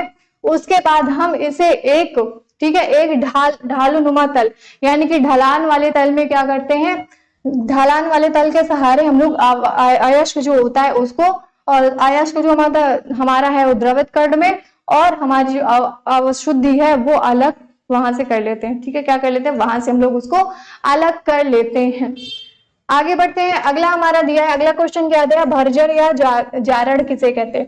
यहाँ पे अब हम लोग पढ़ेंगे कि जो हमारे भर्जन होता है या फिर जारण होता है, हम लोग इस मतलब क्या होता है, किसे कहते हैं, भर्जन या फिर जारण। तो आंसर हम लोग क्या लिखेंगे कि सल्फाइड अयस्क को वायु की उपस्थिति में अधिक ताप पर गर्म करने से यह ऑक्साइड अयस्क में बदल जाता है। क्या कह रहा है कि जो हमारा सल्फाइड अयस्क होता है इसको जब हम लोग वायु की उपस्थिति में अधिक ताप पर गर्म करते हैं तो ये क्या होता है, ये ऑक्साइड अयस्क में बदल जाता है और वाष्पशील अशुद्धियां बाहर हो जाती हैं। इस क्रिया को ही भर्जन या फिर जारण कहते हैं। क्या कह रहा है, फिर से देखेंगे, ये जो हमारा सल्फाइड अयस्क है, बोलो हाँ ठीक है, इसको हम लोग क्या करते हैं, वायु की उपस्थिति में क्या करते हैं, अधिक ताप पर यानी कि हाई टेम्परेचर में इसको क्या करते हैं, गर्म करते हैं। तो ये क्या हो जाता है, ये ऑक्साइड अयस्क में बदल जाता है यानी कि ऑक्साइड अयस्क में चेंज हो जाता है और वाष्पशील जो अशुद्धियां होती हैं वो बाहर हो जाती हैं। इसी क्रिया को हम लोग क्या बोलते हैं, भर्जन या फिर जारण कहते हैं। जैसे हमने जिंक ब्लेड ले लिया, ठीक है, जिंक ब्लेड यानी कि क्या है, ये सल्फाइड अयस्क ही तो है ना, जिंक सल्फाइड। तो जिंक सल्फाइड को हम लोग क्या करेंगे, वायु की उपस्थिति में हम लोग इसको गरम करेंगे, ठीक है, क्या करेंगे, गरम करेंगे। तो ये क्या बन जाता है, ये ZnO बन जाता है यानी कि जिंक ऑक्साइड बन जाता है प्लस SO2 यानी कि सल्फर डाइऑक्साइड जो होता है वो भी बनता है, ठीक है। इसी तरह हम लोग गैलेना लेते हैं, गैलेना में हम लोग क्या करते हैं, ऑक्सीजन की उपस्थिति में इसको हम लोग क्या करते हैं, अधिक ताप तक गर्म करते हैं, ठीक है, गर्म करते हैं। तो ये क्या बना लेता है, ये धातु ऑक्साइड बना यानी कि ऑक्साइड अयस्क बना लेता है, PbO लेड ऑक्साइड, है ना, क्या होता है, लेड ऑक्साइड बना देता है प्लस सल्फर डाइऑक्साइड भी बनाता है। इसी तरह अगर हम लोग जब सल्फर को लेते हैं, सल्फर को ऑक्सीजन के साथ गर्म करते हैं, है ना, तो ये क्या बना लेता है, ये बना लेता है सल्फर डाइऑक्साइड, ठीक है। चलो अगला क्वेश्चन हमारा दिया है, निस्तापन किसे कहते हैं। यहाँ पे जो ये निस्तापन होता है वो किसे कहते हैं ये पढ़ेंगे अपन लोग, ठीक है। क्या है कि निस्तापन किसे कहते हैं, कार्बोनेट अयस्क को सीमित वायु की उपस्थिति में अधिक ताप पर गर्म करने से ऑक्साइड अयस्क की प्राप्ति होती है। क्या कह रहा है कि जो हमारा ये कार्बोनेट अयस्क है, ठीक है, कार्बोनेट जो अयस्क है इसको हम लोग सीमित वायु की उपस्थिति में अधिक ताप पर जब हम लोग गर्म करते हैं तो हमें धातु अयस्क की प्राप्ति होती है और इसमें वाष्पशील अशुद्धियां जो होती हैं वो क्या होती हैं, वो बाहर आ जाती हैं। यानी कि जो निस्तापन की विधि होती है, इसमें क्या होता है कि जो कार्बोनेट अयस्क जो होता है उसको हम लोग क्या करते हैं, उसको हम लोग सीमित वायु की उपस्थिति में अधिक ताप तक इसको भी हम लोग क्या करते हैं, गर्म करते हैं, जिससे ये क्या बना लेता है, ऑक्साइड अयस्क बना लेता है। ठीक है, क्या करता है, ऑक्साइड अयस्क बना लेता है या फिर उसकी प्राप्ति होती है, और इसमें वाष्पशील जो अशुद्धियां होती हैं वो क्या होती हैं, वो बाहर हो जाती हैं। जैसे एग्जाम्पल में हमने ZnCO3 ले लिया, यानी कि ZnCO3 को हम लोग क्या बोलते हैं, जिंक सल्फाइड बोलते हैं, जिंक कार्बोनेट बोलते हैं इसको। ठीक है, क्या बोलते हैं, जिंक कार्बोनेट बोलते हैं। ठीक है, क्या हुआ, कार्बोनेट, जिंक कार्बोनेट आपका हो गया। जब इसको हम लोग क्या करेंगे, ये इधर है, ये उल्टा लिखा हुआ है। ठीक है, यहाँ पे क्या है, यहाँ पे उल्टा लिखा हुआ है जिंक ऑक्साइड। ठीक है, जिंक ऑक्साइड को हम लोग क्या करेंगे, जब इसको हम लोग CO2 के साथ वायु की उपस्थिति में गर्म करेंगे। ठीक है, क्या है जो हमें क्या मिलेगा, हमें मिलेगा जिंक सल्फाइड। ठीक है, जिंक सल्फाइड जो है यानी कि जिंक कार्बोनेट जो है वो क्या करता है, वो ZnO यानी कि जिंक कार्बोनेट और कार्बन डाइऑक्साइड बनाता है। इसी तरह कैल्शियम कार्बोनेट जो हमारा होता है वो क्या है, कैल्शियम ऑक्साइड में प्लस आपका कार्बन डाइऑक्साइड में परिवर्तित होता है। निस्तापन और भार्जन दोनों क्रियाएं एक भट्टी में, ठीक है, क्या होती है कि निस्तापन और भार्जन दोनों क्रियाएं एक भट्टी में की जाती हैं, जिसे परावर्तनीय भट्टी कहते हैं। इन दोनों प्रक्रिया में धातु अपने ऑक्साइड के रूप में बदल जाते हैं। क्या कह रहा है कि जो हमारा निस्तापन है और जो हमारा भर्जन है, ये जो दोनों क्रियाएं होती हैं वो किसमें होती हैं, वो दोनों एक ही भट्टी में होती हैं, जिसको हम लोग बोलते हैं परावर्तनीय भट्टी। ठीक है, क्या बोलते हैं, परावर्तनीय भट्टी बोलते हैं। इन दोनों प्रक्रिया में यानी कि ये दोनों जो प्रोसेस है उसमें जो धातु होते हैं वो अपने ऑक्साइड के रूप में बदल जाते हैं। ठीक है, चल अब यह हमारा दिया है धातुओं का शुद्धिकरण। ठीक है, क्या दिया है, धातुओं का शुद्धिकरण किसके द्वारा, वैद्युत अपघटन के द्वारा। ठीक है, वैद्युत अपघटन द्वारा अवकरण यानी कि जो धातुओं की शुद्धिकरण है उसको यहाँ पे हम लोग देखेंगे। जितने भी धातुएं प्राप्त किए गए हैं वो सब पूर्ण रूप से शुद्ध नहीं है। ठीक है, जितने भी धातुएं प्राप्त की गई हैं वो क्या है, वो पूर्ण रूप से यानी कि पूरे रूप से, ठीक है, पूर्ण रूप से वो क्या है, शुद्ध नहीं है। जैसे आपका तांबा हो गया, टिन हो गया, सीसा हो गया, सोना, जिंक, क्रोमियम, निकल जैसे धातुओं को क्या होता है, शुद्धिकरण किया जाता है। ठीक है, जितनी भी हमारी धातुएं हैं वो क्या है, वो पूर्ण रूप से शुद्ध नहीं होती हैं। जैसे हमारा तांबा हो गया, हमारा टिन हो गया, हमारा सीसा हो गया, सोना हो गया, क्रोमियम हो गया, निकेल हो गया, ये सारी जो धातुएं हैं इनको हम लोग क्या करते हैं, इनको हम लोग शुद्धिकरण करते हैं। ठीक है, क्या करते हैं, इनको हम लोग शुद्धिकरण इनका करते हैं, तब ये क्या होती है, शुद्ध धातुएं बनती हैं। ठीक है, इस प्रक्रिया, ठीक है, क्या है, इस प्रक्रिया में अशुद्ध धातु को, इस प्रक्रिया में क्या करते हैं, अशुद्ध धातु का एनोड एवं शुद्ध धातु का कैथोड लिया जाता है। इसमें क्या कह रहा है कि जो ये प्रक्रिया होती है, ठीक है, धातुओं को शुद्धिकरण की जो प्रक्रिया है, कौन सी, वैद्युत अपघटन वाली, इसमें क्या करते हैं, इसमें जो हमारी धातु है उसका एनोड लेते हैं और जो हमारा अशुद्ध धातु होता है उसका एनोड लेते हैं और जो हमारा शुद्ध धातु होता है उसका कैथोड लेते हैं। इससे क्या करते हैं, इसमें क्या करते हैं, एक पात्र में लवण विलयन होते हैं। ठीक है, इसके क्या होते हैं, इसके पात्र में लवण विलयन होते हैं जो कि वैद्युत अपघटन का कार्य करते हैं। इसके परिणाम, इसके परिपथ, ठीक है, क्या है, इसके परिपथ में विद्युत धारा प्रवाहित कराया जाता है तो मोटा वाला, ठीक है, क्या होता है, मोटा वाला अशुद्ध छड़ पिघलने लगते हैं। ठीक है, जो मोटे वाले अशुद्ध छड़ होते हैं वो क्या होते हैं, वो पिघलने लगते हैं और उसमें से पिघला हुआ शुद्ध धातु पहले ही छड़ पर जाकर जमा हो जाता है। ठीक है, क्या हो जाता है, जमा हो जाता है। एक बार फिर से देखते, नहीं समझ आया होगा, पता है मुझे नहीं समझ आया। देखो, जितने भी आपकी धातुएं हैं वो पूर्ण रूप से शुद्ध नहीं होती हैं। ठीक है, जैसे आपका चांदी हो गया, तांबा हो गया, आपका सोना हो गया, आपका निकेल हो गया, आपका जिंक हो गया, आपका सीसा हो गया, ये सब क्या है, ये सब शुद्ध रूप, पूर्ण रूप से शुद्ध नहीं है। इन सबका क्या किया जाता है, शुद्धिकरण किया जाता है। ठीक है, किसके द्वारा, वैद्युत अपघटन के द्वारा। तो ये जो वैद्युत अपघटन की प्रक्रिया होती है इसमें क्या करते हैं, जो हमारा अशुद्ध धातु होता है उसको हम लोग एनोड पे और जो हमारा शुद्ध धातु होता है उसको हम लोग कैथोड में लेते हैं। ठीक है, और इसके पात्र में क्या होता है, लवण विलयन होता है। जो क्या करता है, जो वैद्युत अपघटन का कार्य करता है। इसके परिपथ में हम लोग क्या करते हैं, वैद्युत धारा को प्रवाहित करते हैं, जिससे जो मोटा वाला अशुद्ध पदार्थ होता है, यानी कि अशुद्ध छड़ होता है, वो क्या होता है, वो पिघलने लगता है, और उससे पिघला हुआ जो शुद्ध धातु होता है वो पहले से ही छड़ में जाकर क्या होता है, जमा हो जाता है। ठीक है, यहाँ पे देखो, ठीक है, यहाँ पे देखो, ये आपके पास एक पात्र है, इसमें क्या है, ये आपका एनोड है और ये आपका कैथोड है। ठीक है, एनोड में आप क्या रखेंगे, अशुद्ध धातु को, ठीक है, अशुद्ध धातु आपकी हो गई, कैथोड में आपका क्या होगा, शुद्ध धातु। ठीक है, क्या हो गया, शुद्ध धातु होगी। अब इसमें क्या करेंगे, इसमें एक भरा होता है आपका, क्या भरा होता है, लवण का विलयन भरा होता है, जो कि वैद्युत अपघटन का कार्य करता है। ठीक है, क्या करता है, कार्य करता है। फिर इसमें क्या होता है, इसमें जो अशुद्ध होता है वो क्या होता है, मोटे वाले छड़ में चिपकने लगता है, और पिघला हुआ जो शुद्ध धातु होता है वो क्या होता है, वो जाकर चिपक जाता है, कहाँ पर, आपके, ठीक है, एनोड टैंक पर। ठीक है, कहाँ पे, टैंक पर। चलो, अब हम यहाँ पे पढ़ेंगे मिश्र धातु को। ठीक है, क्या पढ़ेंगे, अब यहाँ पे हम लोग पढ़ेंगे मिश्र धातु को, यानी कि जानेंगे कि हमारी मिश्र धातुएं कौन सी होती हैं।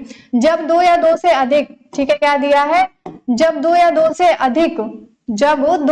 अधिक धातुओं को एक निश्चित अनुपात में मिलाकर पिघलाया जाता है तो ये धातुएं परस्पर मिल जाती हैं और एक समान मिश्रण बनाती हैं। ऐसे मिश्रण को ही मिश्र धातु कहते हैं।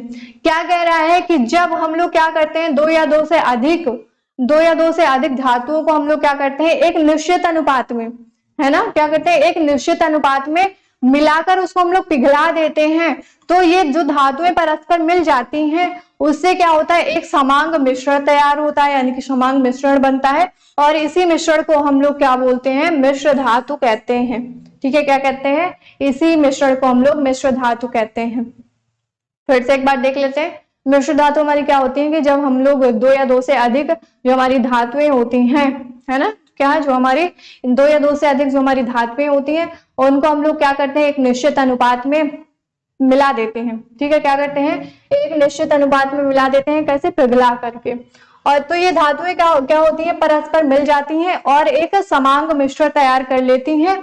जो मिश्रण हमें मिलता है, ठीक है, उससे जो हमें मिश्रण मिलता है उसी को हम लोग मिश्र धातु कहते हैं। जैसे यहाँ पे देखो कुछ आपके मिश्र धातुएं दी हुई हैं। पहला आपका कांसा हो गया, ठीक है, जो किससे मिलकर बना होता है, आपका टिन से और तांबा से, जिसका उपयोग आपका किया जाता है मूर्तियां और सिक्के बनाने में। दूसरा आपका जैसे पीतल हो गया, ठीक है, क्या हुआ, पीतल हो गया। पीतल भी आपका किससे मिलकर बना होता है, तांबा से और जिंक से मिलकर बना होता है, जिसका उपयोग बर्तन और मशीन बनाने में किया जाता है।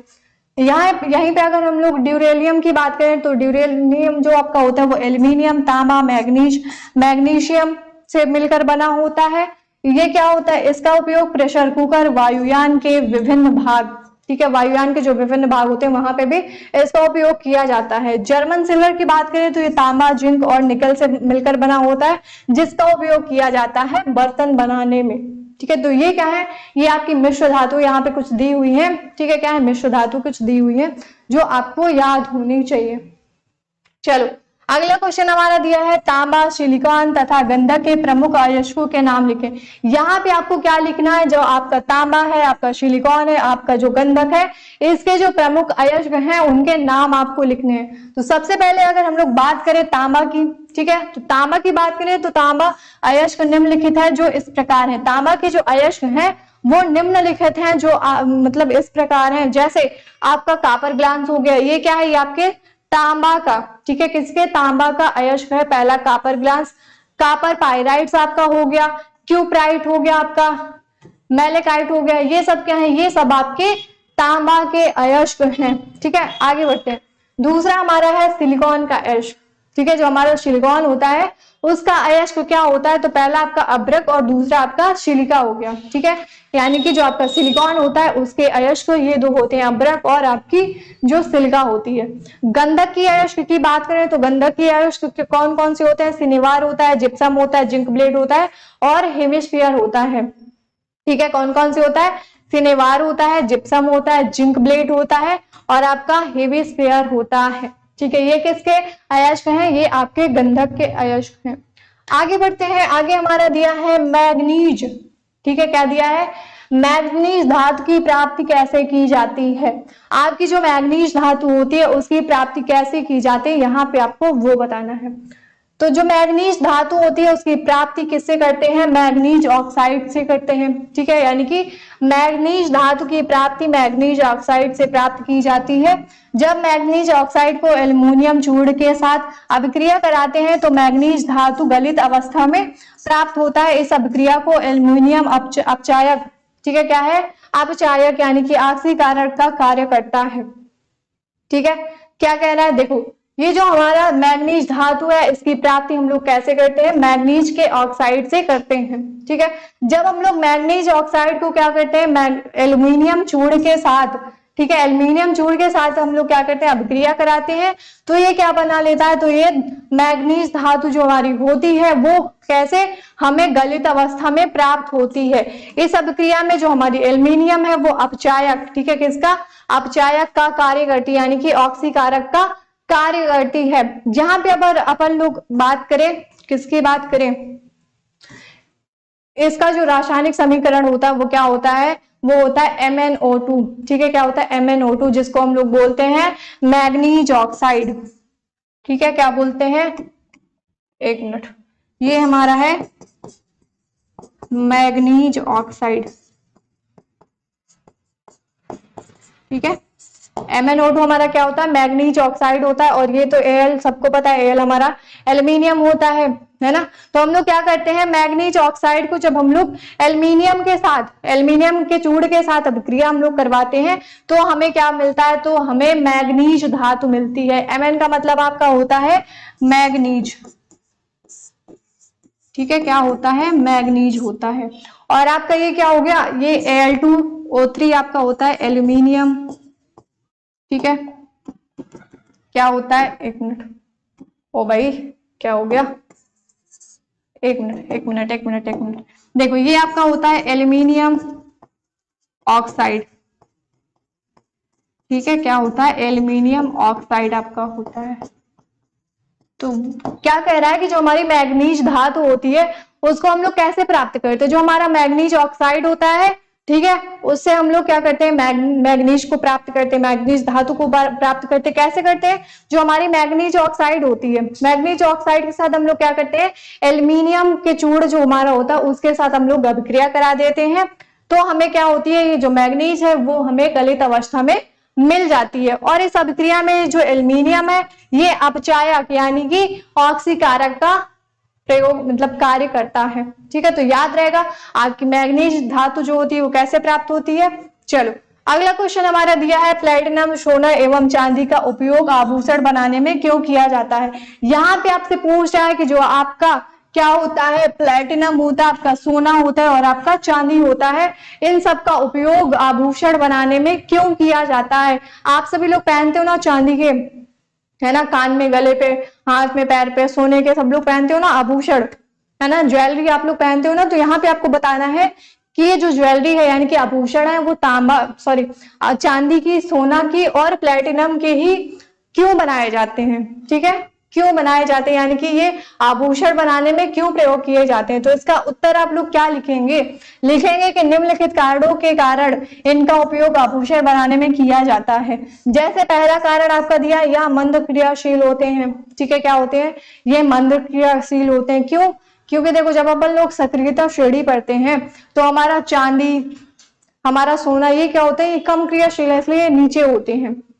ठीक है, तो पहला आपका जो कारण है वो क्यों क्या दिया है कि ये मंद क्रियाशील होते हैं यानी कि कम क्रियाशील होते हैं। दूसरा दिया है इसमें बहुत तेज चमक होती है ना, प्लेटिनम में, सोना में और आपकी चांदी में क्या होती है? बहुत ढेर सारी चमक होती है। दूसरा कारण आपका ये भी है कि इसका उपयोग आभूषण बनाने में किया जाता है। तीसरा आपका दिया है इनमें संक्षारण की क्रिया बहुत कम होती है। ठीक है, हमारा जो चांदी है, हमारा सोना है और हमारा जो प्लेटिनम है, इसमें क्या होती है? इसमें जो संक्षारण की क्रिया होती है वो क्या होती है? वो बहुत कम होती है। तीसरा कारण हो गया। चौथा कारण आपका क्या दिया है? यह बहुत पुराना होने के बाद भी इसका चमक बना रहता है। ठीक है, जो चांदी होती है, सोना होता है और आपका प्लेटिनम है, ये जब बहुत पुराने भी हो जाते हैं फिर भी इनकी जो चमक होती है वो क्या होती है? वो बनी रहती है। इस कारण इनका उपयोग हम लोग किस में करते हैं, आभूषण बनाने में करते हैं। समझ आ गई होंगी। अगर फिर भी आपको ऐसा लगता है कि अभी भी कोई डाउट रह गया तो आप लोग बिना किसी, ठीक है, बिना किसी परेशान हुए, बिना किसी शर्म के आप लोग नीचे कमेंट सेक्शन में कमेंट कर सकते हैं कि दीदी मुझे ये चीज नहीं समझ आई, आप फिर से बता दो मेरे को। वहां पे मैं आपके सारे डाउट्स क्लियर करूंगी, ठीक है। तो अब मिलते हैं अपनी अगली वीडियो में, तो तब तक के लिए wish all the best. Thank you.